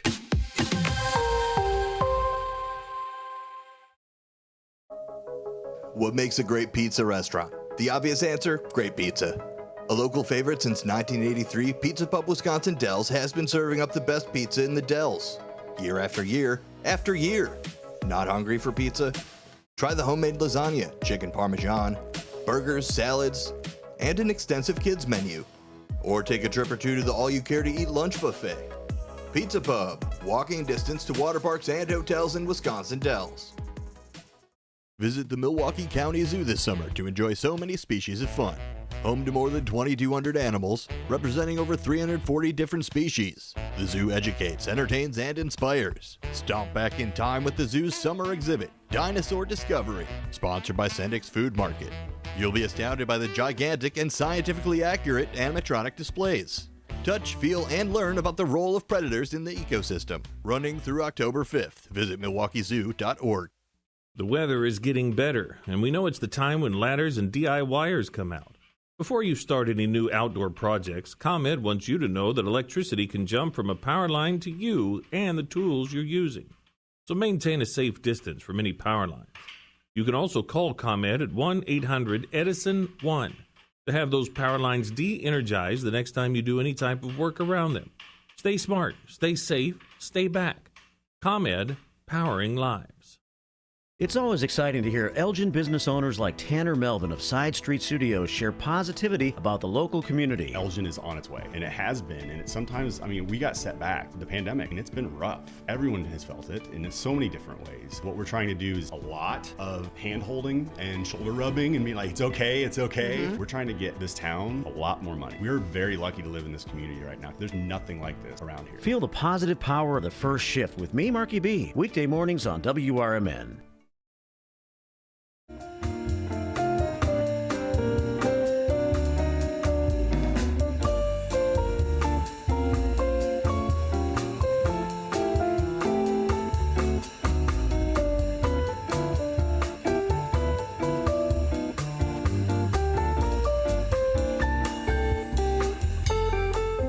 All right, welcome back, folks, to Out to Lunch with WRMN, AM 1410, Voice of the Valley, Talk of the Town. Happy Halloween, everybody. I hope everyone is having a good day so far today. We're starting to see a little bit of sunshine coming in through here. Still mainly cloudy. There was a little bit of a drizzle of rain that came down for just a tad little bit. I'm not complaining, though. At least it's not thunderstorming. At least it's not snowing outside. So I'd say it's all right weather to go outside and enjoy yourself too. Mind the rain a little bit here in the breeze, but that's okay. It gives it, again, a little bit more of a mysterious kind of spooky feel for Halloween. Now, there are times, of course, where I do like it where it's a little bit more, sunny outside too, but having a little bit of the cloudy skies definitely gives it a little bit more of an eerie feel, which is definitely a way to look at the feeling of Halloween here, for sure. Pardon me just a second. Oh my goodness me. I've got something stuck on. Oh my goodness me. My headphones are stuck. It gets stuck in the. Okay, there we go. I got it. I think we're all good. Yeah, it's very breezy outside today. Again, you're listening to WRMN AM 1410, Voice of the Valley, Talk of the Town, broadcasting live here from downtown Elgin, serving the Fox River Valley. Yes. Let's take a look here at some other days recognized today, and then we're going to hop into things happening in the area. It's Halloween, of course. You want to do some fun things? We got you covered. Let's take a look here. So some days that are also recognized, we talked about it, of course. It's Halloween. It's National Caramel Apple Day as well today. It's also National Magic Day. Yes, it's National Magic Day today. It recognizes the thrill of seeing the performance art. It also takes place during National Magic Week as well. Now, magic is a performance art entertaining audiences through the creation of illusion. We recently had the illusionist Bill Blagg on here not too long ago, of course, as well. So that was pretty fun. The methods of seemingly impossible or supernatural feats using natural means. The person performing such entertainment is called a magician or an illusionist. So there you go. Now, I remember as a kid, I always loved magicians, and I actually had a a magic kit. So I had a magic kit. There was a wand. There was, there was the little ball that you would put, it would be like 3 cups, and then you'd, put one in a cup and then, figure out which one it was, and then the ball would disappear. There was, of course, the never-ending water from the pitcher. You pour a little water, you drink it, and then, there's a little more, and, it was just like never-ending, and like a really small pitcher was like never-ending, so things like that. Watching magic shows, stuff like that. Pretty fun. I almost did a magic show in 3rd grade for the talent show. Our school had a pretty big stage. This is when I went to the Einstein Academy in 3rd grade. It was in the gym, and the gym was huge. We had a huge stage. And I got nervous. I got really nervous. I had the lineup, I had the act, and I was pretty nervous. So I bailed out. I quote disappeared from the magic show. That was it. That's what the show was. I couldn't be here today. He disappeared. So that's how it was. I was too afraid. I was like, I got stage fright a little bit, which is, you think I had done theater before, but I don't know. I think it was more of just, I'm going to get the trick wrong and I'm going to embarrass myself, that kind of thing. Now, of course, if that would happen nowadays, I would just laugh it off because, Well, that's just what I do. So, but it's National Magic Day today. Happy National Magic Day today. Stage illusions, kind of a large-scale performance on stage. There's also parlor magic, which is a performance before a medium-scale audience, such as an auditorium. There's also micro magic as well, up close and personal. There's also pickpocket magic, a distraction type of performance. The artist makes watches, jewelry, wallets, and more disappear through misdirection. The audience witnesses the entire event. And then there's also mentalism, which is actually really interesting. It's a type of performance stunt where the audience, this type of performance stunts the audience with the artist's power of intuition, memory, deduction, and other features of the mind too, which can be kind of creepy at times. Many magicians take their talents and combine them, whether they take to show to the streets or entertain people of all ages. They hone their skills in a variety of different ways. So definitely pretty cool. How to observe today? Well, attend a magic show, or, be a magician for Halloween. Read the book about Harry Houdini or another magician. Visit a magic museum. So there's lots of different things. You can host a magic party, dress up as a magician. You could watch, what was it? There's a Disney Channel movie, Do You Believe in Magic? That one. Is that right? Oh, no, that's the song by Ali and AJ. There was a movie, though, that was... Disney Channel. I don't remember what. Oh, Now You See It. That was it. Now You See It. That was a movie I used to watch as a kid. It was with Ali Mashaka in it, and that was a good movie. I remember watching that one too. Growing up, that was definitely a fun one. So I did like seeing that. I always liked watching that movie. There's some other like magic related movies that you can also check out here as well too. Practical Magic, The Illusionist, The Craft is another great one too with Fairuza Balk. There's also The Witches. That's a creepy one with Angelique Houston. I love that one. That's a good one. Miss Peregrine's Home for Peculiar Children is another good one. That's a Tim Burton film. Of course, like the Harry Potter movies relate to magic. There's also Big Fish.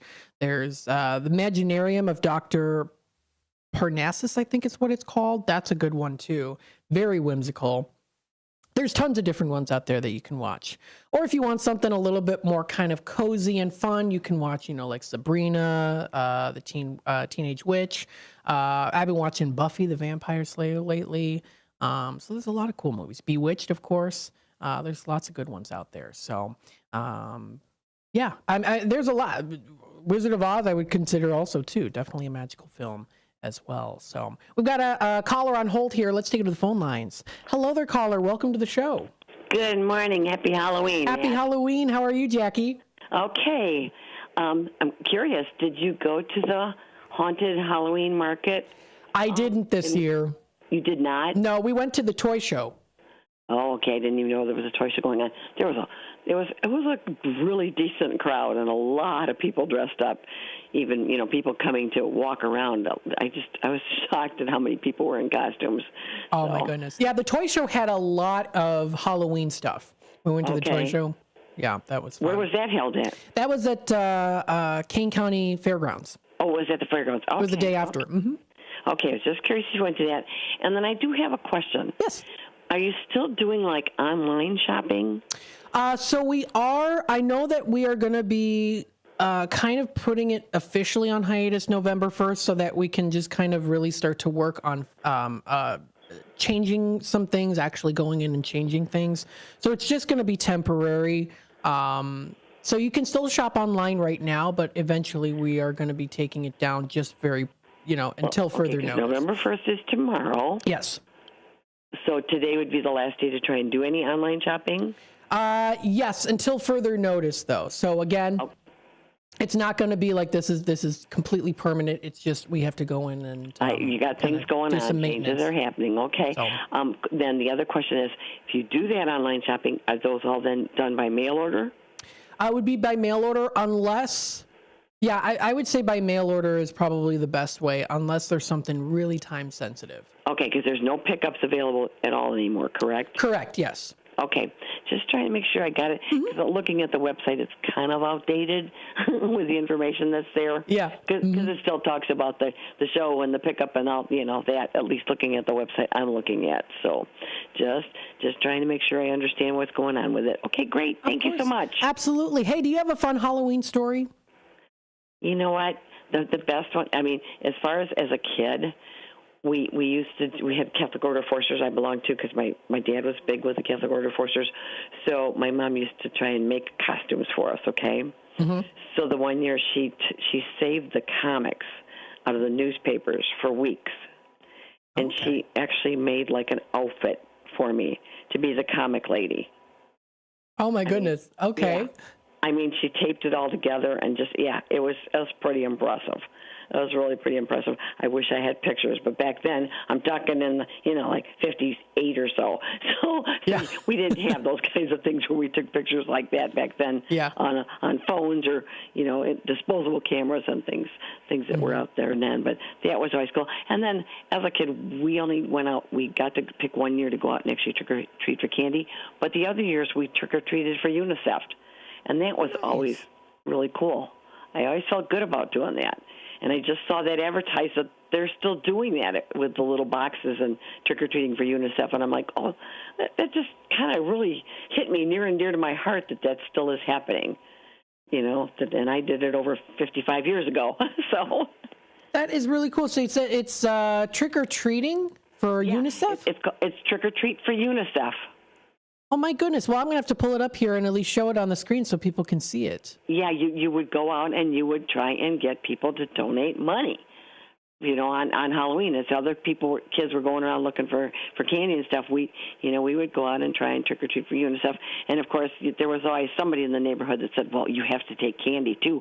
And I'm like, no, I'll get in trouble with my mom if I come home with candy. I'm only supposed to be trick-or-treating for UNICEF, So very interesting. Thanks so much for sharing that story with us. Yeah. So but like I said, that was when I saw it just this week, I saw it on something and they were talking about that's still something that's being done. I'm like, oh my gosh, this is like a real blast from the past for Halloween time. So very cool. I hope everyone has a good Halloween. I don't know what kind of how many kids we're going to be having out in this windy, crazy. I had decorations up that I had to take back down because about 6 of them blew out off the house and stuff. And my neighbor ended up he came walking over with them in his hand. I'm like, you have my decorations.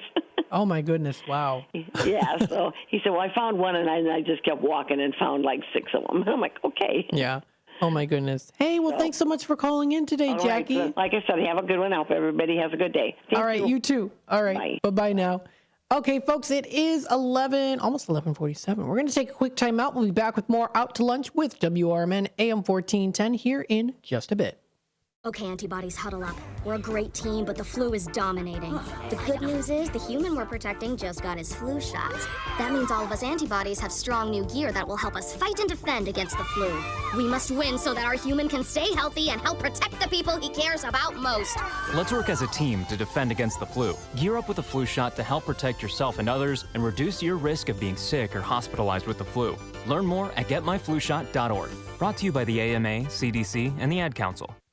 Available now on Amazon.com and BarnesandNoble.com is the book called DUI Jury Trial, which is the true story of a truck driver in Illinois who was charged with driving under the influence of alcohol. Not only was he facing a revocation of his driver's license, but also a lifetime disqualification of his commercial driver's license, which would prevent him from ever driving a semi-truck again. This book includes the backstories of the truck driver, the lawyers that defended his case, and the DUI expert witness who analyzed the case and then testified at trial as to the proper protocol procedures of the field sobriety test as well as the breathalyzer tests. This nonfiction novel also includes the actual court transcripts from the jury trial, a courtroom showdown in which the final verdict would determine the fate of the defendant's livelihood. The book, DUI Jury Trial, is now available on Amazon.com and BarnesandNoble.com.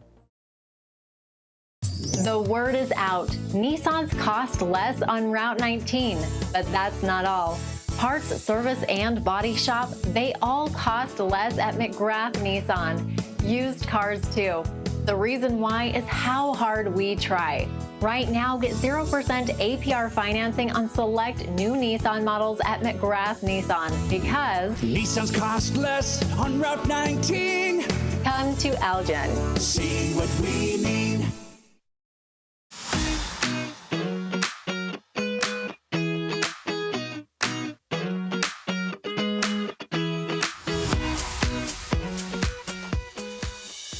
At the law offices of Guthrie and Brady, we are dedicated to providing high-quality legal services at affordable prices. Whether you're dealing with real estate transactions, foreclosures, or will and estates, our experienced team, including Mary Brady, the happy lawyer, is here to help. With over 50 years of experience, you can trust that our attorneys have the knowledge and expertise to handle your legal needs. Our comfortable and welcoming office, along with our professional staff, makes it easy for you to get the legal guidance you deserve. If you're looking for expert legal services you can rely on, contact the law offices of Guthrie and Brady today. Schedule a consultation and let us put our decades of experience to work for you. For more information, visit gandblegal.com. That's gandblegal.com.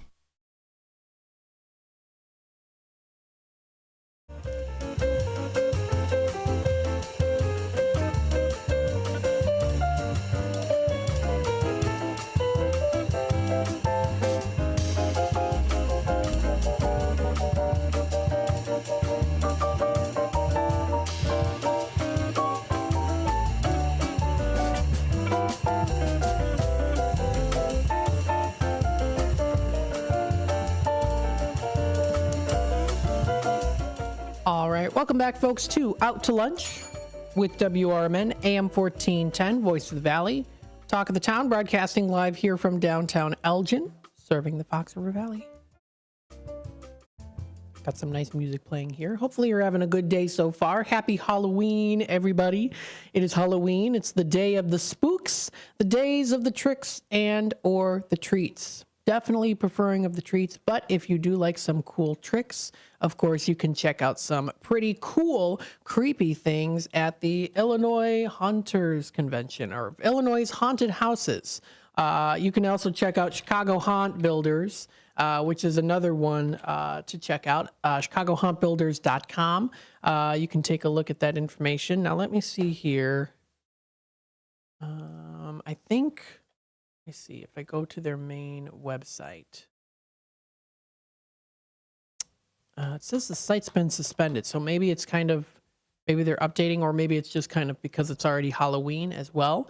Now, here's the thing, though, too. If you go to the IllinoisHauntedHouses.com website, you'll be able to find haunted houses that are still in operation even after Halloween. Some houses go on even after Halloween, like maybe like in like November, like maybe, till the end of this weekend, or maybe even into next weekend as well. So if you want to take a look at that, you'll be able to find information posted onto IllinoisHauntedHouses.com. That's IllinoisHauntedHouses.com. It'll tell you, of course, when it is going to end. So let's give an example here. 4 Points Haunted Houses, West Chicago. Let's take a look at this one here. When does this one actually end? Scare Factor says it is scary.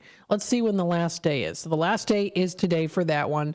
Oh, no, it's not. It's Friday and Saturday. So November 1st and November 2nd. So, of course, they do have that. Let's see some other ones here closer to the area. Curse of the Bayou and Lockport. This one, let's see here. For the dates and times, just so I can go to you. Oh, that already ended on the 27th. So it's good to take a look at these two if you're looking for some haunted houses to go to take a look. Let's see some other ones. Basement of the Dead Haunted House in Aurora. This one, it does say here, let's take a look and see. Sunday, November 3rd. So Sunday, November 3rd is the last day for that one. And it does tell the admission cost and more as well there too.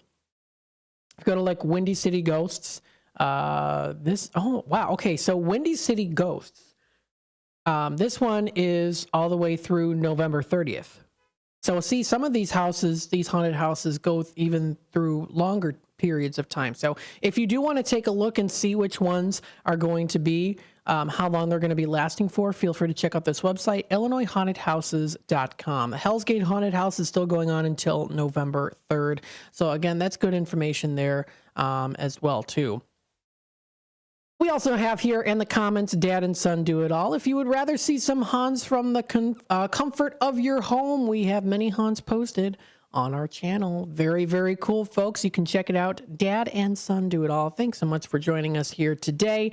And I like that little pumpkin emoji that you put on there, too. I always like watching your videos, checking out the haunts. I did see Junior started off scaring some people out there, too. So congratulations. That's awesome. So very cool. Again, lots of cool things that you can do here. Happy Halloween, everybody. Definitely a fun time of the year. Feel free to check out lots of great websites, of course, but also if you want to just have kind of relaxing Halloween too, you can, kick back at home, maybe light a couple candles, maybe have maybe some punch, maybe a cup of coffee too, like me. I'm probably going to do that tonight. And just kick back and watch a movie, have some popcorn. You could watch a traditional Halloween film, maybe like Halloween Town or, I don't know, like The Craft or some other fun Halloween movies. Doesn't have to be scary if you don't like scary stuff for Halloween. If you like more of the cute, fun things, of course, you can do that. Or if you prefer more of the scary, there's lots of great scary movies out there to enjoy for sure. So, of course, and also, Dad and Son Do It All also comments here. Christmas is coming soon, too, if you want to see all the awesome Christmas displays in the area, too. Yes, absolutely. That's going to be coming around the corner here as well, too. Christmas is coming around the corner, the holiday season here. I know it's like, but it's already, it's Halloween though. Yes, I know, but it is coming around the corner here too. And I also want to, of course, mention here too, thank you to Dad and Son Do It All for mentioning that, because I got an email from Linda here mentioning about the Magical Christmas beginning November 29th at Santa's Village. Yes, so they are going to be having a nice Magical Christmas drive-through coming up. $35 per vehicle. That's for Santa's Village. So pretty cool too. It's a drive-through, snowless tube slide. You can visit Santa, including with admission there too. Sounds like a good time. So that was also, there's definitely some fun things coming up here in the very near future. Taking a look at the time here, we have a couple minutes left. Let's see what else we've got here for the National Day calendar, because I know we have some other things here as well. National Magic Day is recognized. It's also National Knock Knock Joke Day today. So if you want to tell a good knock knock joke, I'm thinking maybe what I'll do. Okay, here's one. Okay, knock knock. Who am I? Who's going to respond? You, I guess, is the listener. Okay, knock knock. Who's there? Buff. What says Buff? Buff says, buff to all his men. I say buff to you again. I don't get that. Oh my goodness me. I'm going to wait for the Talk Time with Tammy and Friends to give the jokes, because they're better at producing the jokes and setting it forward than I can. So, okay. Thank you, Dad and Son Do It All. Yeah. Who's there? I already said the joke. I'm sorry. Yeah, there's some other ones here. Okay, knock knock, who's there? Rufus. Rufus who? Roof is the most important part of your house. Yes, the roof is the most important part of your house. Make sure you don't get any rain. You don't get rained on there.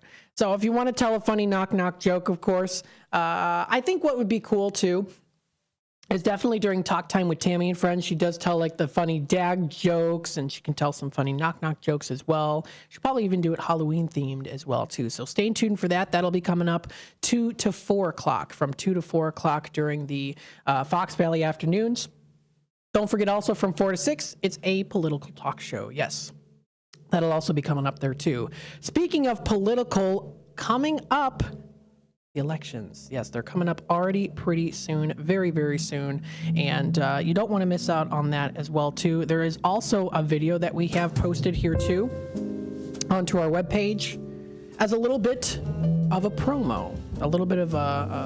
promo, which I'll share it with you here in just a bit, but we are going to take a quick time out. The time has flown by so fast already here. You're listening to WRMN AM 1410, Voice of the Valley, Talk of the Town, broadcasting live here from downtown Elgin, serving the Fox River Valley. There's some very loud noises outside today. The mic might not be picking it up. I don't know, but I can hear it. Again, I hope you're all enjoying your day so far. It is Thursday, which also means we're almost to the weekend as well, too. So that's something to look forward to and be grateful for. Stay tuned. We'll be back with more Out to Lunch with WRMN as we head on into the 12 o'clock hour. We'll talk about things happening in the area as well within the Fox River Valley to get into the Halloween spirit. Stay tuned. We'll be back with more in just a bit. Wake up, Fox River Valley. WRMN AM 1410 is shaking things up with a brand new weekday lineup that'll keep you informed, entertained, and engaged. I'm Marky B, WRMN Program Director and host of The First Shift, inviting you to start your day with The First Shift from 6 to 10 a.m. Monday through Friday. Larry Jones, Jakes, myself, and the entire First Shift team bring you the latest local news, entertainment, and, my favorite, more to kick off your morning. Then it's Out to Lunch with Matt McNeil from 10 until 1 p.m. Tune in for your midday fix of news, interviews, community happenings, and of course, the legendary WRMN Tradio Show. In the afternoon, join us for Fox Valley Afternoons from 2 until 6 p.m. Tammy and friends will chat lifestyle from 2 to 4, while Sonar and his crew dive into politics and news from 4 until 6. Plus, get to know the movers and shakers of the Fox River Valley with exclusive interviews, too. Don't miss out on our new local lineup that's tailor-made for you. WRMN AM 1410, the talk of the town. Tune in and turn it up. Your hometown radio station since 1949. We are WRMN AM 1410, Elgin time, 12 o'clock. With your 1410 WRMN Newsflash, I'm Sean Curdan.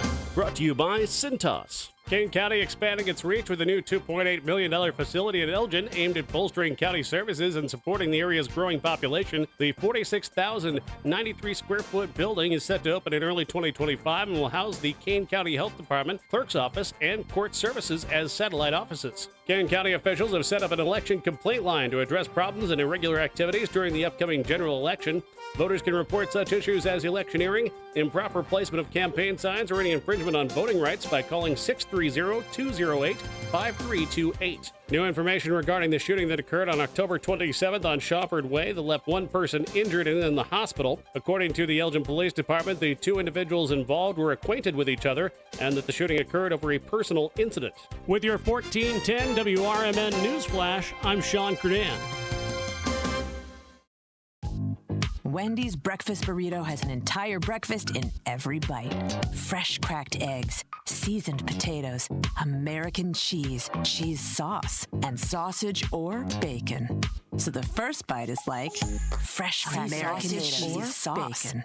And the second bite is like fresh American cheese sauce. Bacon. And the third bite, you get the idea. The boss of breakfast burritos, gotta be Wendy's. Participating U.S. Wendy's during breakfast hours. Not to brag, but Progressive's Name Your Price tool is mankind's greatest tool ever. Even better than the wheel. Sure, without the wheel, we wouldn't have modern transportation or funny videos of dogs riding skateboards. But without the Name Your Price tool, we wouldn't have easy access to auto insurance options based on our budget. And, well, cars do need wheels. They also need insurance, and insurance never goes flat. Learn more about the greatest tool ever, the Name Your Price tool at Progressive.com. Progressive Casualty Insurance Company and Affiliates. Price and coverage match limited by state law. Not available in all states. It's election season, and WRMN 1410 is your go-to source for up-to-the-minute coverage. From federal races to county board seats, local offices, and advisory questions, we're delivering the latest updates as results roll in. Need clarification on a candidate or a ballot measure? Call 847-931-1410 or text 505-926-1410. Our team will provide nonpartisan, factual insights on anyone or anything on the Kane County ballot. Stay with WRMN 1410, the talk of the town, for live reports, breaking news, and the information you need to stay ahead.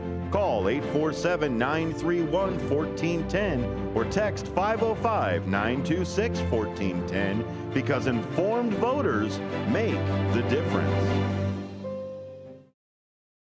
Progressive presents the Sports Flash on News Talk Radio 1410 WRMN. The Dodgers closed out the World Series with a wild 7-6 win in the Bronx last night in Game 5. LA wins it 4-1 over the Yankees. They were down 5-0 heading into the 5th, then exploded for 5 runs in the top half of the inning. The Yankees went ahead 6-5 in the bottom of the 6th. The Dodgers regained the lead in the 8th on a pair of sacrifice flies. Blake Trinan struck out 3 over 2 1/3 to earn the victory. Walker Buehler closed things out with a pair of strikeouts in the bottom of the 9th. It's the 8th World Series championship for the Dodgers and their second under manager Dave Roberts. They also won the title in 2020. Thursday night football, the Jets host the Texans. Houston 6-2, New York 2-6. Alan Lazard out for the Jets with a chest injury. Houston's Stephon Diggs done for the season with a knee injury.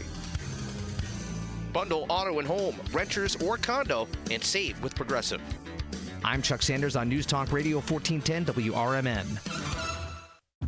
October is ending, but I want to keep the fall fun going. So I shopped Kohl's lowest prices of the season. I saved 30% on top active brands like Nike, Adidas, and Under Armour. Then I got my kids some boots for under $22. Scored 50% off Food Network baking must-haves. And earned Kohl's cash. Yep, it doesn't get better than Kohl's. Select styles. Offers end October 27th. Coupons do not apply to Nike, Adidas, and Under Armour. See store or Kohl's.com for details. Progressive presents good news, bad news, dumb news, then great news. Good news. Your coworker Kyle said bundling home and auto insurance with Progressive could save you money. Bad news. While saying this, Kyle was eating your clearly labeled lunch. Dumb news. Pizza near work costs $7 a slice, and it tastes like drywall covered in ketchup. Great news. You decide to see if you could save money bundling at Progressive.com and enjoy more lunches far away from Kyle. Progressive Casualty Insurance Company affiliates and other insurers not available in all states. Attention restaurant owners, are you struggling with grease trap issues or bulk grease removal? Look no further than Hopkins Grease Company. Serving the greater Chicago area since 1947, Hopkins Grease has been the go-to company for grease recycling and maintenance, offering a range of specialized services for restaurants, big or small. From used cooking oil collection to grease trap cleaning, their full fleet of vehicles and dedicated team of employees ensures fast, efficient service in areas like Elgin, Crystal Lake, Algonquin, and Schaumburg. And they're not just a business. They are part of your community. As a family-owned company, Hopkins Grease is big enough to meet your needs, but small enough to give you personalized, friendly service. And they proudly support America's First Responders through our partnership with America's First Responders Fest. So when you choose Hopkins Grease, you're choosing a company that gives back. Need service today? Call Hopkins Grease at 847-458-4040. We're ready to take your grease worries off your plate.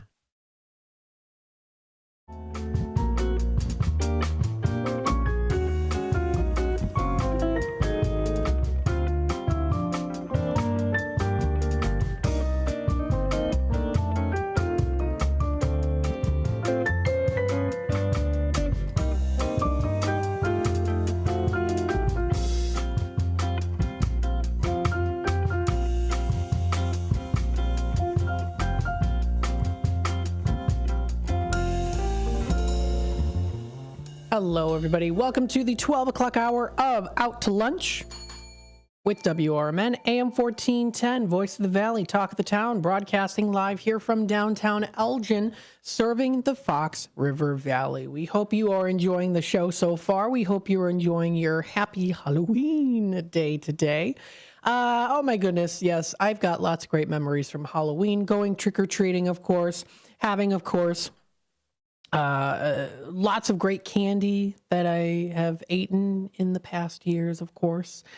Dressing up, having a lot of fun there too. Used to go over to my grandparents' house on my mom's side because my grandparents always loved seeing us dressed up. Sometimes we would like get dressed up at their house, and then we would kind of go trick-or-treating around. Like we'd visit some of my grandparents' neighbors that we knew, and we'd go to their neighborhood on Mohawk Drive in Elgin, not too far away from here, and kind of do a little trick-or-treating there. And then we'd hop in the car back home to do trick-or-treating in our neighborhood. So lots of fun memories, of course, when it came to Halloween. Also would go over to my Aunt Sylvia's house because she always had some really cool Halloween decoration. She had a huge coffin in her family room. Oh, goodness, that car is very loud. She had a huge coffin in her family room. She had a skeleton bride that used to sing, that used to creep me out, but I was always so fascinated with it, too. her house was very decked out for Halloween. And the thing about her house is it was kind of like almost like a it wasn't tri-level, it was like a split level. So like her house had like a lot of like almost like corners. I don't know. Well, of course, every house has corners, but like corners where like she would like you wouldn't see a decoration until you had to do a full turnaround, and it'd be right next to you. And so I would always be like covering my face. It'd be like, okay, is the Frankenstein right next to me in the entryway? Because like she had a little small entryway, and there was like a little corner in the entryway where you wouldn't see the decoration unless you did a full turn behind you. And it was always like, is it behind me again? So I was always fascinated, but creeped out at the same time. And that's kind of what got me interested too. My cousins used to also watch horror movies as little kids with my aunt and uncle. They used to watch horror movies together. So, definitely very big into the Halloween spirit. I'll probably see some posts most likely today or maybe later tomorrow on some of the maybe Halloween decorations, or maybe they'll have something for sure. So, yeah, definitely a holiday that I have lots of great memories of. Absolutely. Hope you do too. Again, you're listening to WRMN AM 1410, Voice of the Valley, Talk of the Town. Let's take a look here and see what we have coming up. Now, under events for tomorrow. Tomorrow is Aurora's first Friday celebrating Dia de los Muertos, or Day of the Dead. So let's read a little bit about this. This was posted onto foxvalleymagazine.com under events. We'll read a little bit about it here. Aurora Downtown is going to be hosting a special Dia de los Muertos celebration coming up tomorrow as a part of its popular First Fridays event series.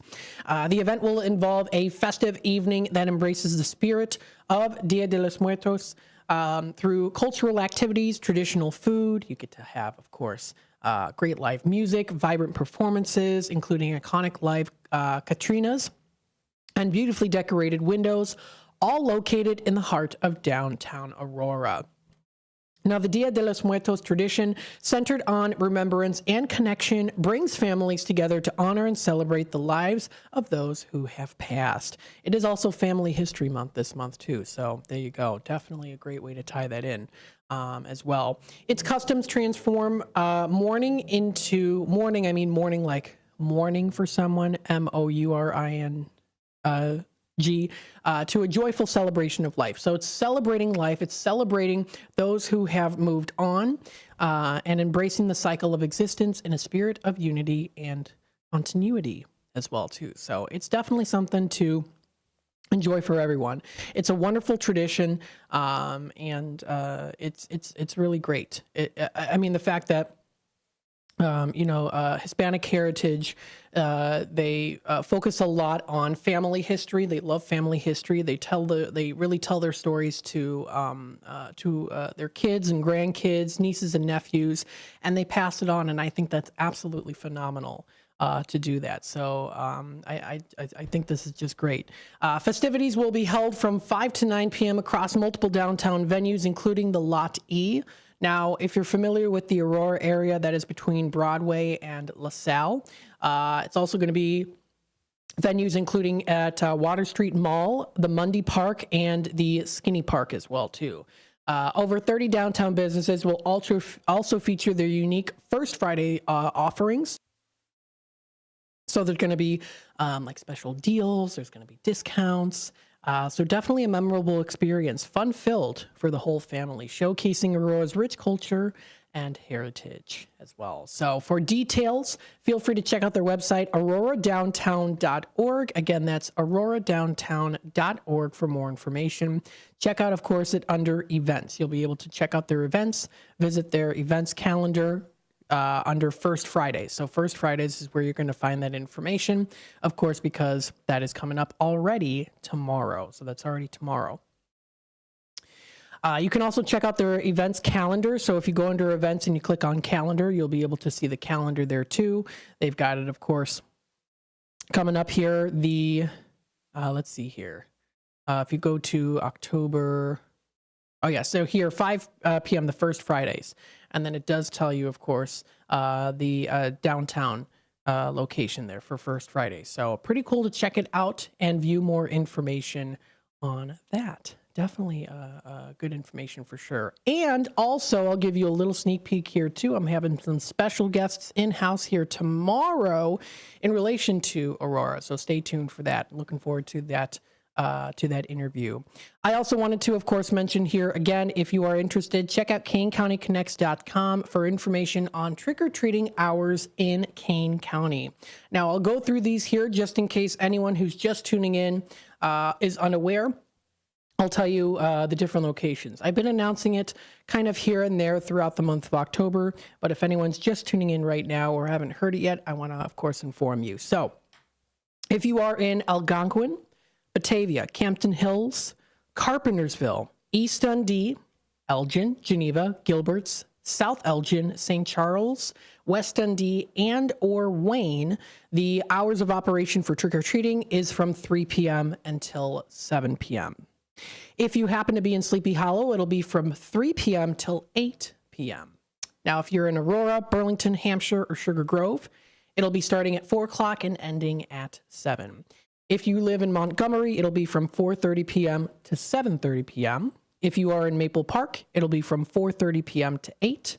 And finally, if you're in Elburn, Huntley, North Aurora, or Pingree Grove, it'll be from 4 p.m. to 8 p.m. Also listed here, too, is, of course, some simple steps for extra safe Halloween for the from the National Safety Council. Just common sense things, making sure that you're wearing proper clothing, that you're not going to be too cold. It is going to be very windy out. It's supposed to be like in the 40s or 50s, so it might be a little bit chillier out there too.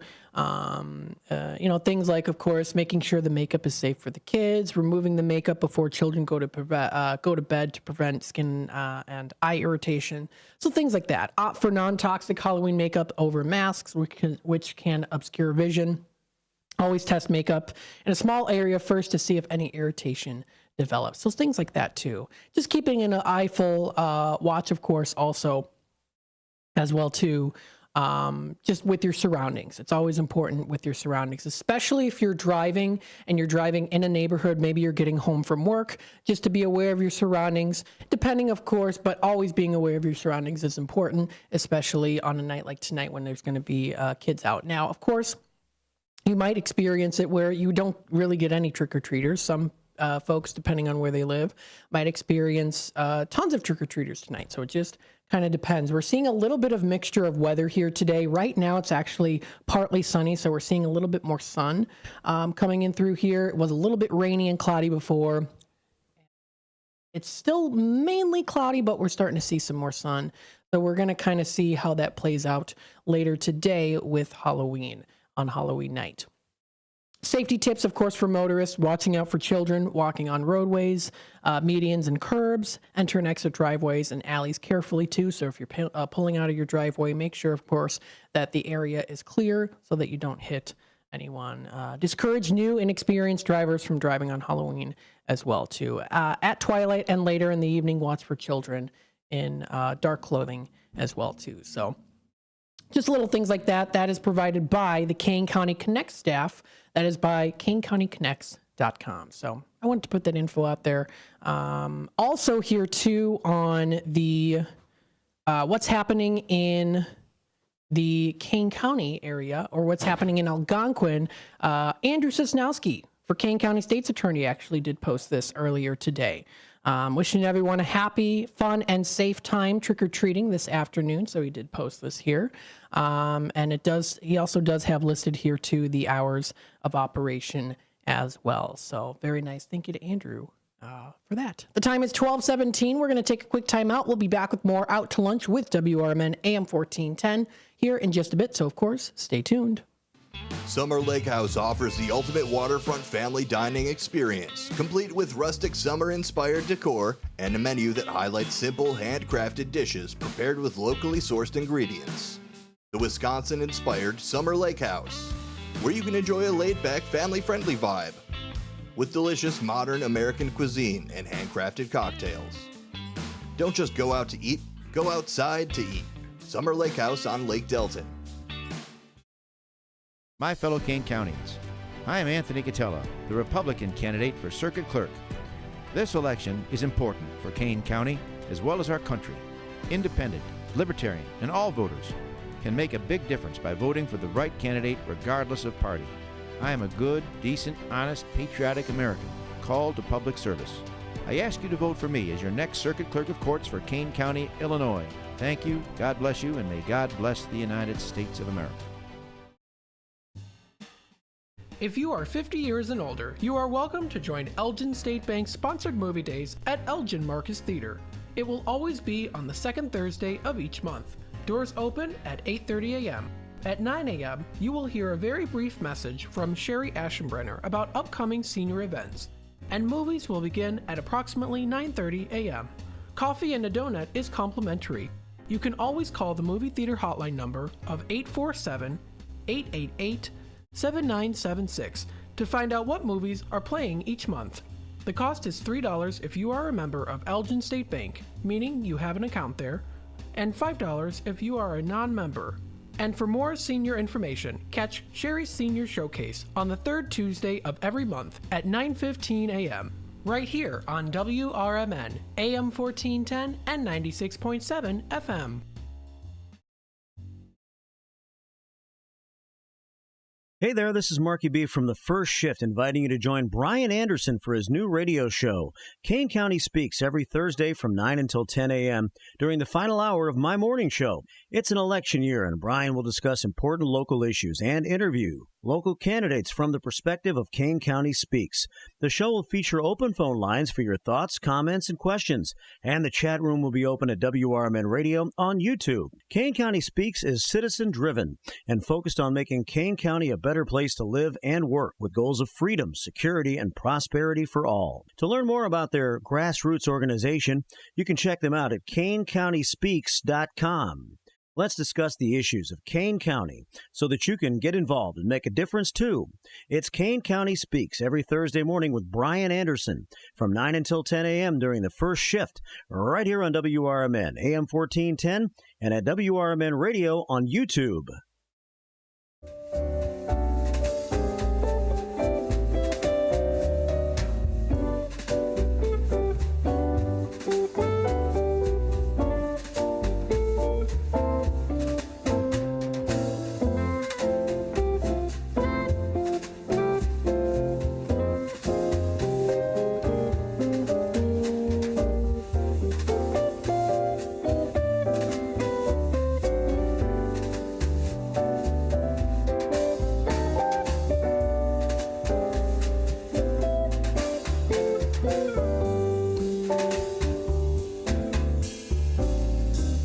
All right, welcome back, folks, to Out to Lunch with WRMN, AM 1410. We are in the 12 o'clock hour here. We're getting close to the Tradio segment already here, too, so stay tuned for that, of course. That'll be at around 12:34, so if you're looking to buy, sell, trade, and or announce to the Fox River Valley area, that'll be the time, of course, to call in. 847-931-1410. Again, 847-931-1410. 1410. Hopefully everyone's enjoying the show so far. You're having a good day. If you want to check out more information on our website, we are WRMN AM 1410, WRMN 1410 radio on YouTube as well, too. So don't forget about that. You don't want to forget about that, of course. That we're also on youtube.com at WRMN radio. There were some other things here, too. I wanted to make sure that I can show you this post here.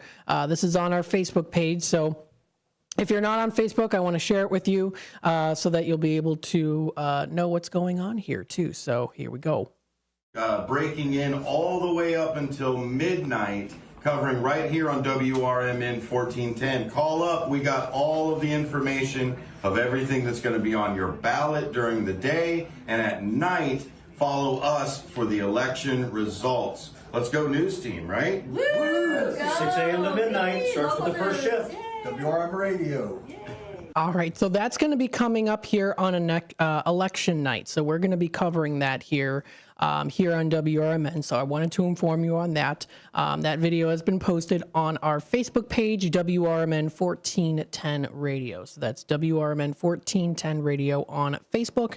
You'll be able to find that information, of course, posted on there. Wanted to share it with you folks out there on YouTube or also through the airwaves if you're not on Facebook. I know there are people out there that aren't on social media or on Facebook, so I also wanted to inform you about that too. So we're going to be here. It'll be coming up on Tuesday, this coming Tuesday, next Tuesday. We're going to be covering the live results there too. So stay tuned for that. That should be a good time. Very informative, good time, of course, because it's important. It's a huge, biggest event here in the United States, of course. So looking forward to that. I hope you are too.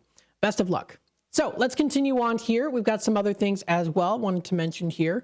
Let's see. Under the events, let's see here. Under the different events coming up here, what's happening in Algonquin, Illinois. Let's see what we've got. I know there are some good things here that are mentioned. So I know that one place is going to be doing something fun with some little specials and some cute little creations there too to enjoy. So this was posted by the Batavia Creamery, and they're open today until 2 p.m. They wish everybody a happy Halloween, so be sure to grab your Fangtastic, I love it, Fangtastic treats. Before then, they have about 60 pounds of dry ice up for grabs. They've got lots of great things to choose from. You can get some delicious cakes as well there too. Lots of them within the Halloween theme as well there too. You can get cute little, looks to be nice frozen cupcakes. Not frozen, but, you know, delicious enough to where it's a little bit, you know, kept nice and cool. And they've got some little rings on there too. You can see like they've got like a witch's ring. They've got like a, I don't know, it's like a zombie or something. So cute little things like that. That was posted onto there. Also here too, this was posted, there is an I Spy Halloween Treats, Bags, and Hidden Treasures event. This is at 1196 South Main Street, Unit B in Lombard, Illinois. So you don't want to miss out on that. Grab one here. Let's take a look at that location, and we'll pull it up so you can see it here. So this is called Hidden Treasures. So it's called Hidden Treasures Mall and Antiques.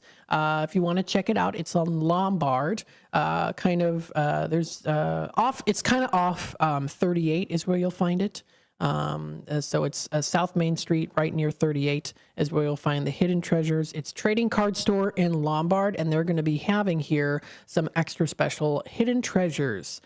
Sports cards, Pokemon cards, video games, watches, costume jewelry, silver coins, anime figures, comic books. So feel free to check it out. 1196 South Main Street, Unit B in Lombard. So they're going to be open today. They're going to be having some I Spy Halloween treat bags and hidden treasures. So you can find some treats and treasures there featured. So you don't want to miss out on that. The Chicken Salad Chicken Batavia posted today only $10 off the Chick family meal. Call in or stop by to get yours. How cool is that? Bring the Chick to your Halloween event. Very cool. So that's the Chicken Salad Chick in Batavia at 220 North Randall Road in Batavia. They've got a special $10 off the family meal. Now what this is, it includes 2 large quick chicks, large side, 6 croissants, 6 cookies, and a gallon of lemonade or tea. And you get $10 off today only. So feel free to stop on by. They're open now, and they're going to be open until 8 p.m. So they're open now until 8 p.m. Cool to check that out. Today's the last day for Gobert's Pingree Grove Farm Festival. They're open now until 8 p.m. So if you still haven't gone out there yet and you want a chance to do so, you have a chance to do so. This is Gobert's Pingree Grove Fall Festival, also South Barrington location as well. So they're open now until 8 p.m. If you want to check them out, you can have a grand old time going through the beautiful field of pumpkins, the pumpkin patches. Fun things to do and great activities to enjoy. Community Trunk or Treat with the Ecker Center for Behavioral Health is going to be coming up later today from 4 p.m. until 5 p.m. So that'll be from 4 until 5 p.m. Trick-or-treaters of all ages invited to join them for a fun and festive trunk or treat here at their grandstand location. So if you're interested about how to get involved, you can reach out to Alexis Bach at that's ABACH at eckercenter.org for more info. Of course, this information can also be found on exploreelginarea.com under their events section. Let's see here. Some other things. Haunt on Douglas. I know it's coming up tonight, 4:30 to 7:30, so you can take a break from trick-or-treating and stop by for a scare. Stay for some spooky programs with Side Street Studios, concessions provided by the Northeast Neighborhood Association of Elgin, and live music starting at 6 o'clock. So that sounds like a good time. Dark Hollows Haunted Hayride at the Camp Big Timber is still continuing on as well. That's tonight, 7 p.m. till 10:30 p.m. So if you, if you want to survive to tell the tale, then you can check this out. It's recommended for ages 13 and up. Parking is for free. General admission's $25. You can find more information at ticketspice.com. So that'll be coming up there too. Let's see some other things related to Halloween, the Halloween section here, or even just kind of the season as well. I know there's a pumpkin smashing that's going to be coming up pretty soon. Let me see if I can find some information on that. Yes, this is Saturday, November 2nd, 9 a.m. to 12 p.m. It is the City of Elgin's 2024 Pumpkin Smash event at the Hawthorne Hill Nature Center. So that'll be coming up on Saturday. That'll be from 9 a.m. until noon. That sounds like a lot of fun. Smash some pumpkins. Holding at both the Hawthorne Hill Nature Center and Elgin High School. It's the annual event where community members can drop off or smash pumpkins or gourds. It's the City of Elgin Sustainability Commission event. For more details, feel free to check it out. There's information posted on their website at elginil.gov/pumpkin smash. Please note, please note unacceptable items will be turned away. That is for the smashing, of course. So there you go. So that's a fun pumpkin smashing. That'll be coming up this weekend. Fun weekend activity. Stay tuned. We'll be back with more Out to Lunch with WRMN and officially in our Tradio segment here in just a bit. This is WRMN News. I'm Marky B reporting.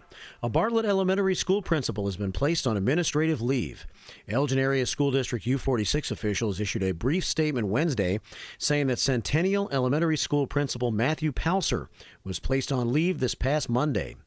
Bill Doran, a retired principal from Algonquin-based Unit District 300, will give additional support at Centennial until further notice. A parent said parents and some staff members have expressed surprise about the move, and some have written letters or contacted school board members and district administrators to show support for Palser. Palser has served as principal at Centennial Elementary since the 21-22 school year, according to the district's website. The next regularly scheduled school board meeting is at 7 o'clock next Monday at the district offices at 355 East Chicago Street in Elgin. The Elgin Police Department has posted updates on their Facebook page from 4 separate shooting investigations during the month of October. We'll get an update on those from Chief Anna Lally and more tomorrow morning during Fridays with the Finest on the first shift at 9 o'clock. And the area high school football playoffs are set to begin this weekend. In games of local interest, in Class 8A, South Elgin takes on Barrington. Huntley is at number 4, West Aurora, who had an undefeated 9-0 season. In Class 7A, it'll be Rolling Meadows against St. Charles North, ranked 3rd. Collinsville takes on 4th-ranked Batavia, and West Chicago takes on Normal Community. And in 6A football, it'll be number 1 Cary Grove hosting Senn. It's Geneva, number 3, hosting Amundsen, and Burlington Central, number 6, will take on number 11 Grant. I'm Marky B. You're listening to the Talk of the Town. WRMN News. Produced in Studio 14 by the River Media Network.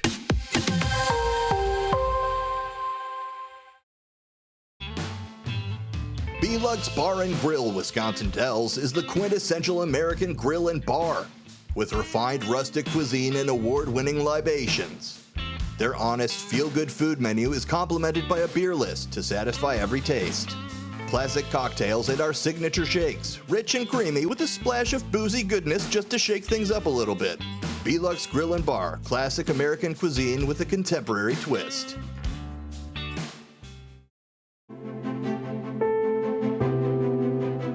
Election Day is here, and WRMN 1410 is your trusted source for the facts. Federal races, county board seats, local offices, and advisory questions. We've got all the information you need.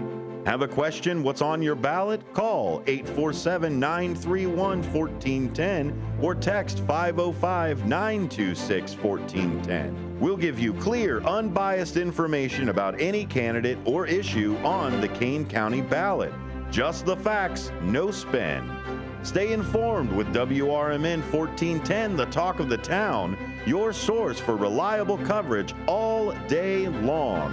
Call 847-931-1410 or text 505-926-1410. Your vote matters. Let's make it count together. You never know what or who you'll hear from on the first shift with me, Marky B. Like Tim Skoning, a WRMN news reporter back in the 1960s. The jingles you all play, they were purchased by Dick Sutter. He was at some radio convention. He came back with this reel. I remember them playing that in the studio. We were so excited. We thought we were network now. And it's the same jingles today. That's great. Every time I hear them, I get excited about it. I'm sure. It's a lot of fun. Fun times on the first shift, right here on WRMN, AM 1410 and 96.7 FM.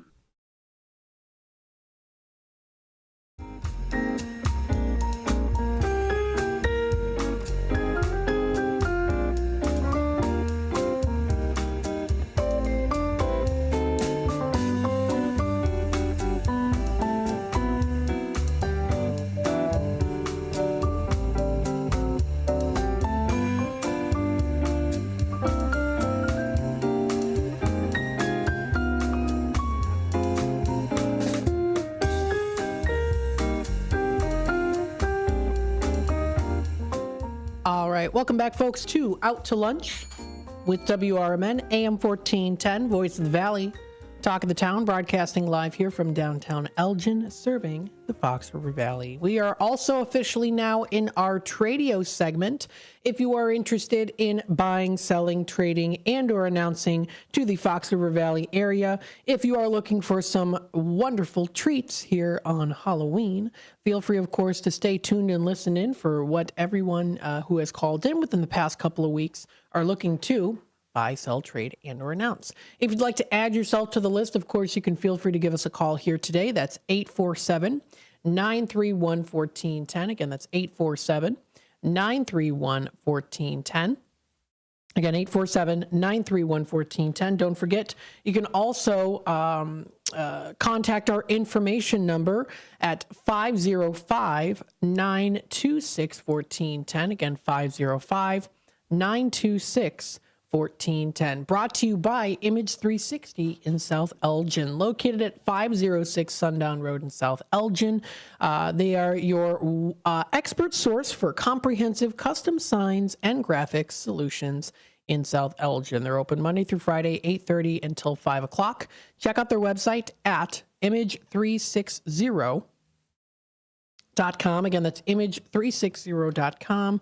You can feel free to take a look at their website and see what is everything that is offered here too. So again, that is image360.com. That's their website to go to. They also posted 2 hours ago. They're wishing everybody a happy Halloween. So a happy Halloween to everyone.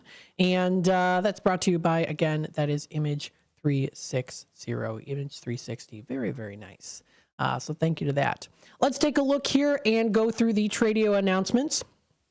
Go through some of the Tradio callers that have called in here within the past couple of weeks.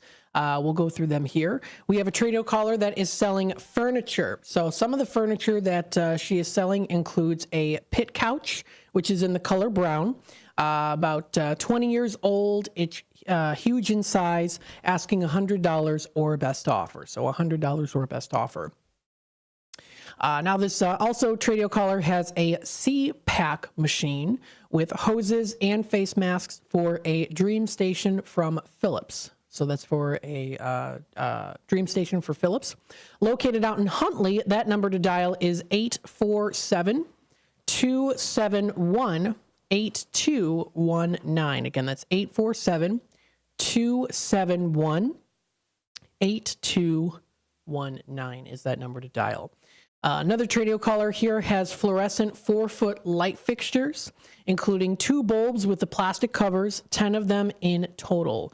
And they're $20 each for those. So if anyone is interested, feel free to reach out to him. That number is 847-697-7876. Again, that's 847-697-7876 is that number to dial. Another Tradio caller here has 13 bundles of shingles for sale. They're architectural shingles, and the color is estate gray. So that's the color. It's estate gray. Also has in this as well 2 rolls of ice and water barriers is what he has here. So that's $150 for that. He also has a shed in a box in excellent condition. It's 10 by 17 in measurement, and the condition is great. So it's in great condition, $150 for that. So feel free to reach out to him. That number is 847-8813. Again, that's 847-8813. Another Tradio caller here is looking for 2 chickens. So if anyone's got 2 chickens, feel free to reach out to this Tradio caller here. That number is 224-281-9311. Again, that's 224-281-9311. Another Tradio caller here, Antique Jim. He buys antiques, all kinds, of course, also pays cash as well. That number to dial is 847-414-7267. Again, that's 847-414-7267 is that number to dial. Another Tradio caller here. This is Wood by Jeff, located in Elburn. He has a lot of different free items for sale. He has an aromatic cedar wood scrap pieces. He has some shelving boards. They're 1x6 or 1x12 pine solid wood. He's got some concrete boards, piece of a hand railing. He also still has those 2 witches' brooms as well, too, for free. He also has tinder pieces of wood. He has some window screens that are adjustable, 2 large and 2 small ones. Has about 4 of them for free. Also has mail sorters that you can put together for free, a solar heating kit, and also he created a hobbit house too. It's got a nice little loft in there. So if you're interested in reaching out to him, he is also looking to sell some walnut and oak lumber. That is Wood by Jeff, located in Elburn. That number is 630-365-9488. Again, that's 630-365-9488 is that number to dial. Let's see here. So we have a caller on hold. Let's take it to the phone lines. Hi there, caller. You're on with WRMN. What I need to know, when is the radio shopping show? And when can you order? So we're going to be discontinuing starting tomorrow. It's just going to go on a hiatus while we try to give it a facelift and things like that too. So it's not going to be online, and we're not going to be having in-house as well anymore. So it's just going to be temporarily worked on for a little bit. So if you want to order, this is Jesse. If you want to order something, then how do you order anything? I would say we can, if you want to call later, you can feel free to do that if you call the office number. But we do have like only a limited amount of stuff that is still in stock. So I would say to call the office number. I would say after 1 o'clock. And that number is what? That's 847 741 7700. Okay. Yeah, because I wanted to order some stuff, and I didn't know when I could order it, and they changed everything around down there so much. So, I don't know. Yeah, so feel free to call the office number after 1 o'clock. I am going to be back on the air 2 to 4 with Tammy, so maybe even after 4 o'clock too. But it should be okay. Okay. Thanks so much. All right, thank you. Bye-bye now. Yeah, so we are going to be discontinuing Shop Show starting November 1st. We're just trying to get some things. We need to shut down the website just so that we can get some things. We've been trying to work on it even with the website up, and it just hasn't been working, so we're going to have to officially put it on hiatus starting tomorrow. So that's starting tomorrow here. We have only a limited amount of things still left in stock. And we're also still working with some of the businesses as well, hopefully to bring them back, but that's just kind of what's currently happening right now. So I just, again, want to put that out there for you. Let's see here. Some other Tradio callers. I think I did go, oh no, okay, so the meat raffle. This is another one. American Legion. They have their meat raffle coming up November 2nd. Now, this is from 5 to 9 p.m. It's going to be featuring 16 raffles. And at the halftime, they're going to be doing some turkey sandwiches that are going to be sold. It's $1 a piece or 6 for $5. Several different pieces of different assortment of meat is also going to be there, too. If you are interested, feel free to contact or check out their website at allelginpost57.com. Again, allelginpost57.com is their website to go to. And then also I know tonight is, I'm going to have to double check and see if it's their family burger night with lightning. Because it is Halloween, so maybe they'll have a special going on. Yes, they do have it posted here. Join us for lunch and dinner. So they have the lunch currently going on right now until 2 p.m. They're going to be having, they're having right now actually Sloppy Joe and fries for $6, regular burger / cheeseburger with fries for $9, stuffed pepper soup for lunch and dinner, and then burger night is coming up tonight, 4 to 7:30 p.m. And then you can join them for some burgers. That'll be until 7:30 p.m. And you can even stay for a chance at $3,000 jackpot playing Lightning. So that sounds like a good plan as well. We also, they've got slots, pull tabs, jar games, and plenty of cold beverages at the bar too. So that's been posted onto their Facebook page, American Legion Elgin Post 57. They're located at 820 North Liberty Street in Elgin. Check out more information on their website at allelginpost57.com. That's allelginpost57.com. That's the website to go to. Let's see here. Some other Tradio callers. Another Tradio caller has 14 3-drawer filing cabinets. They're completely steel.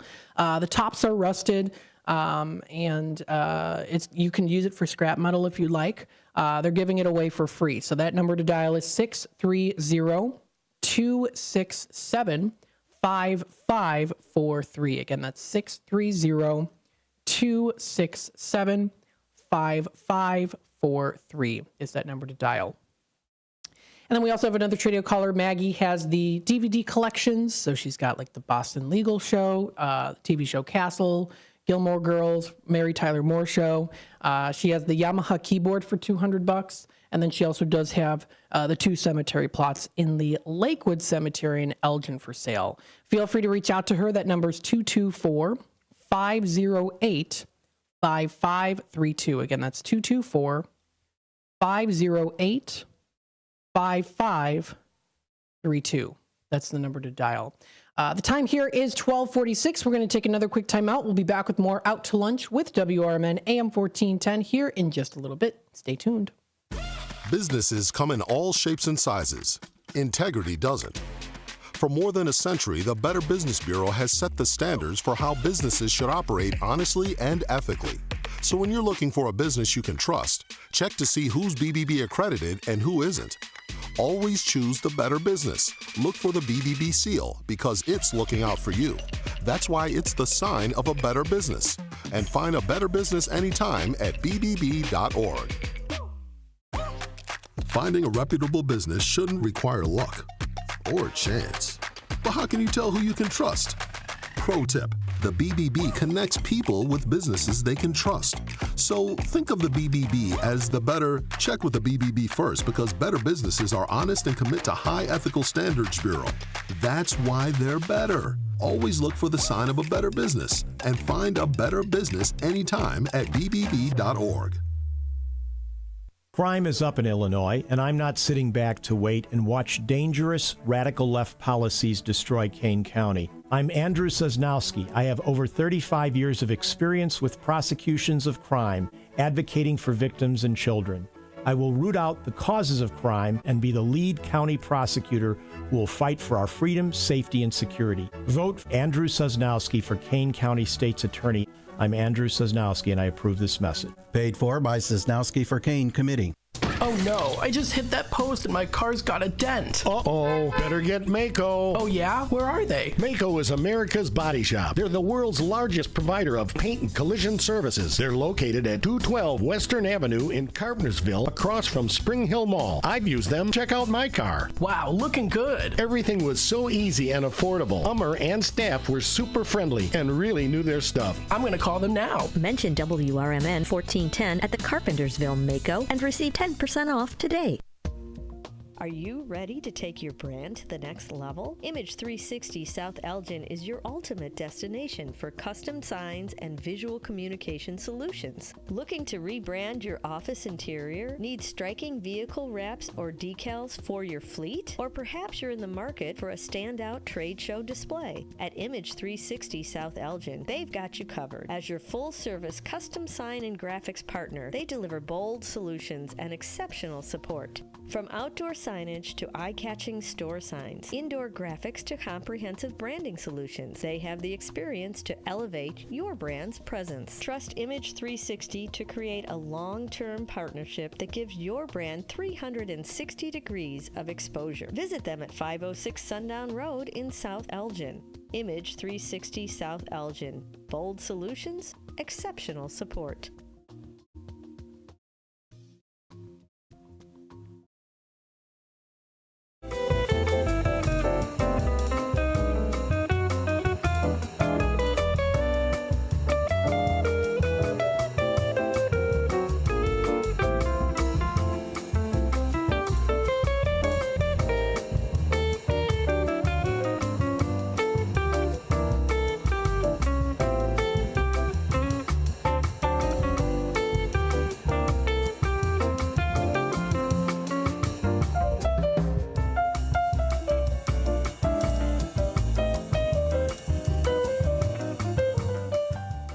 All right, welcome back, folks, to Out to Lunch with WRMN, AM 1410, Voice of the Valley, Talk of the Town, broadcasting live here from downtown Elgin, serving the Fox River Valley. We hope you're enjoying your day so far. Happy Halloween. Yes, it's the Halloween season for sure.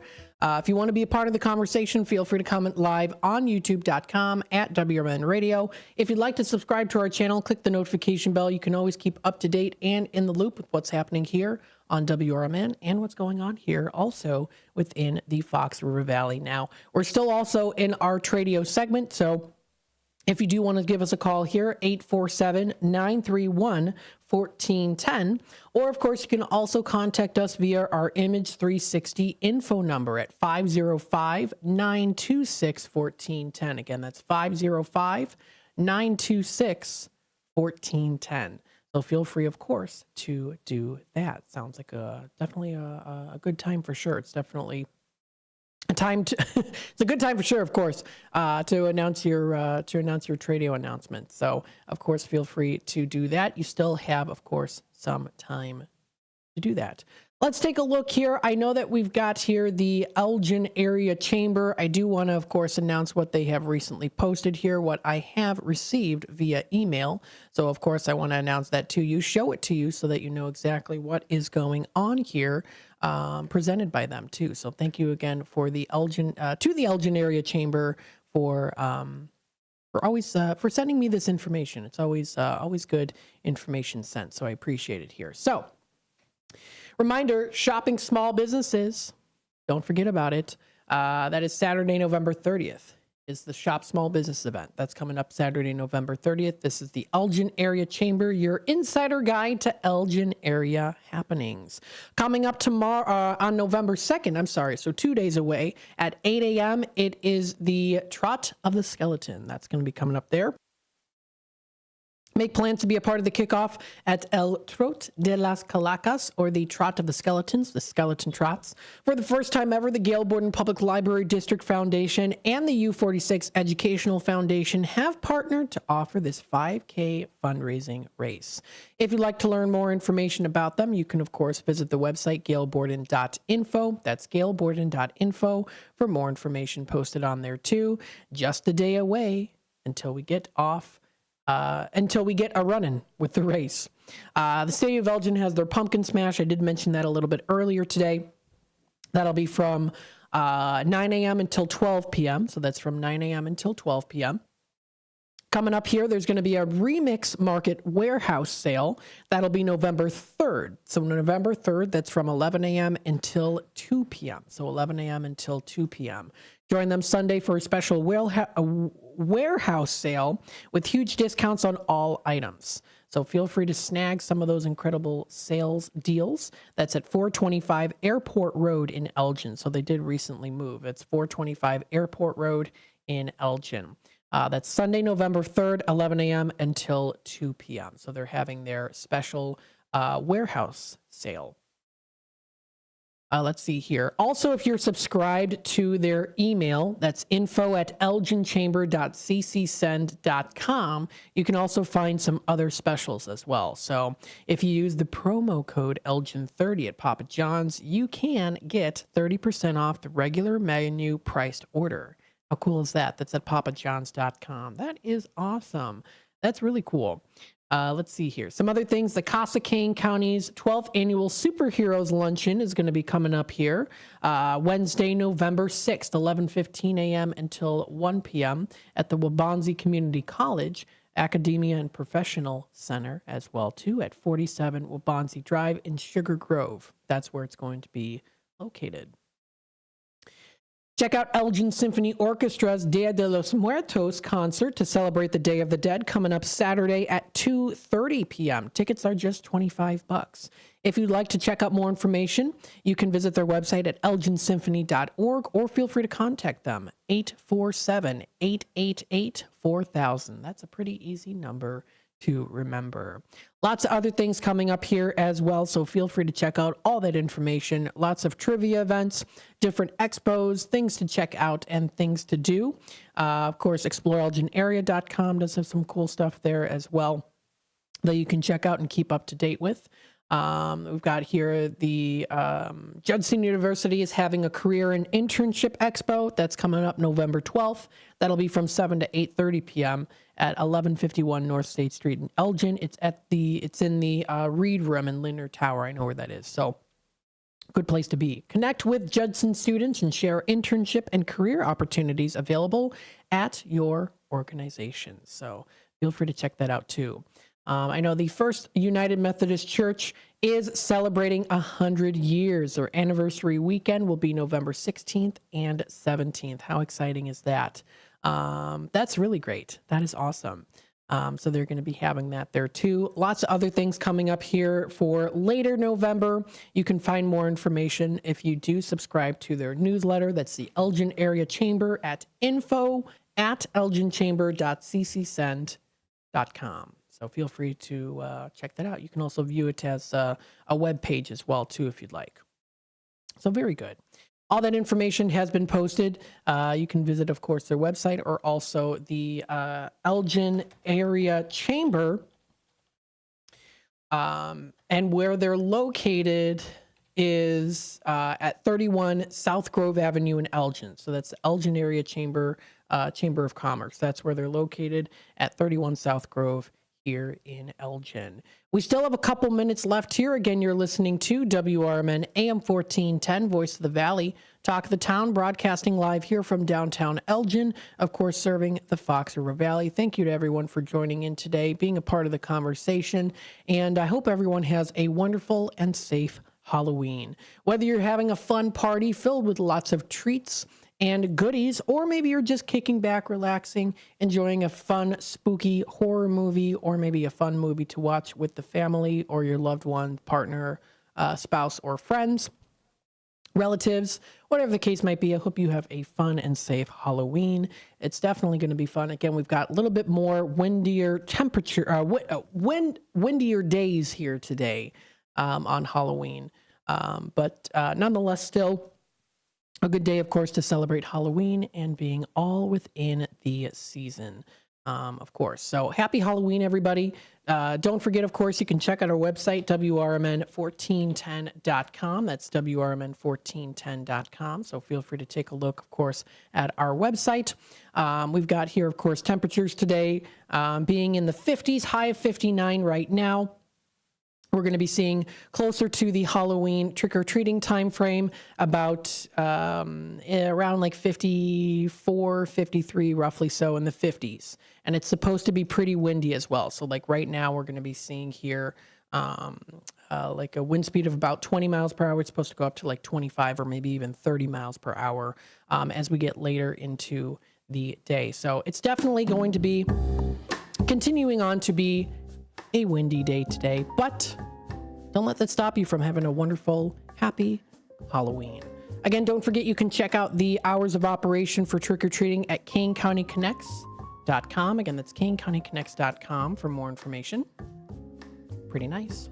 So this does wrap it up here for Out to Lunch with WRMN AM 1410, Voice of the Valley, Talk of the Town, broadcasting live here from downtown Elgin, serving the Fox River Valley. We hope you are enjoying your day so far. Stay tuned after when we come back. We're going to be What's Cooking. We're going to see what's cooking, stationed out in Hawaii here. And then, of course, also as well, we'll go to the Fox Valley afternoons from 2 to 4, Talk Time with Tammy and Friends, and from 4 till 6, it is a political talk show. Hopefully everyone has a wonderful rest of your day. Happy Halloween.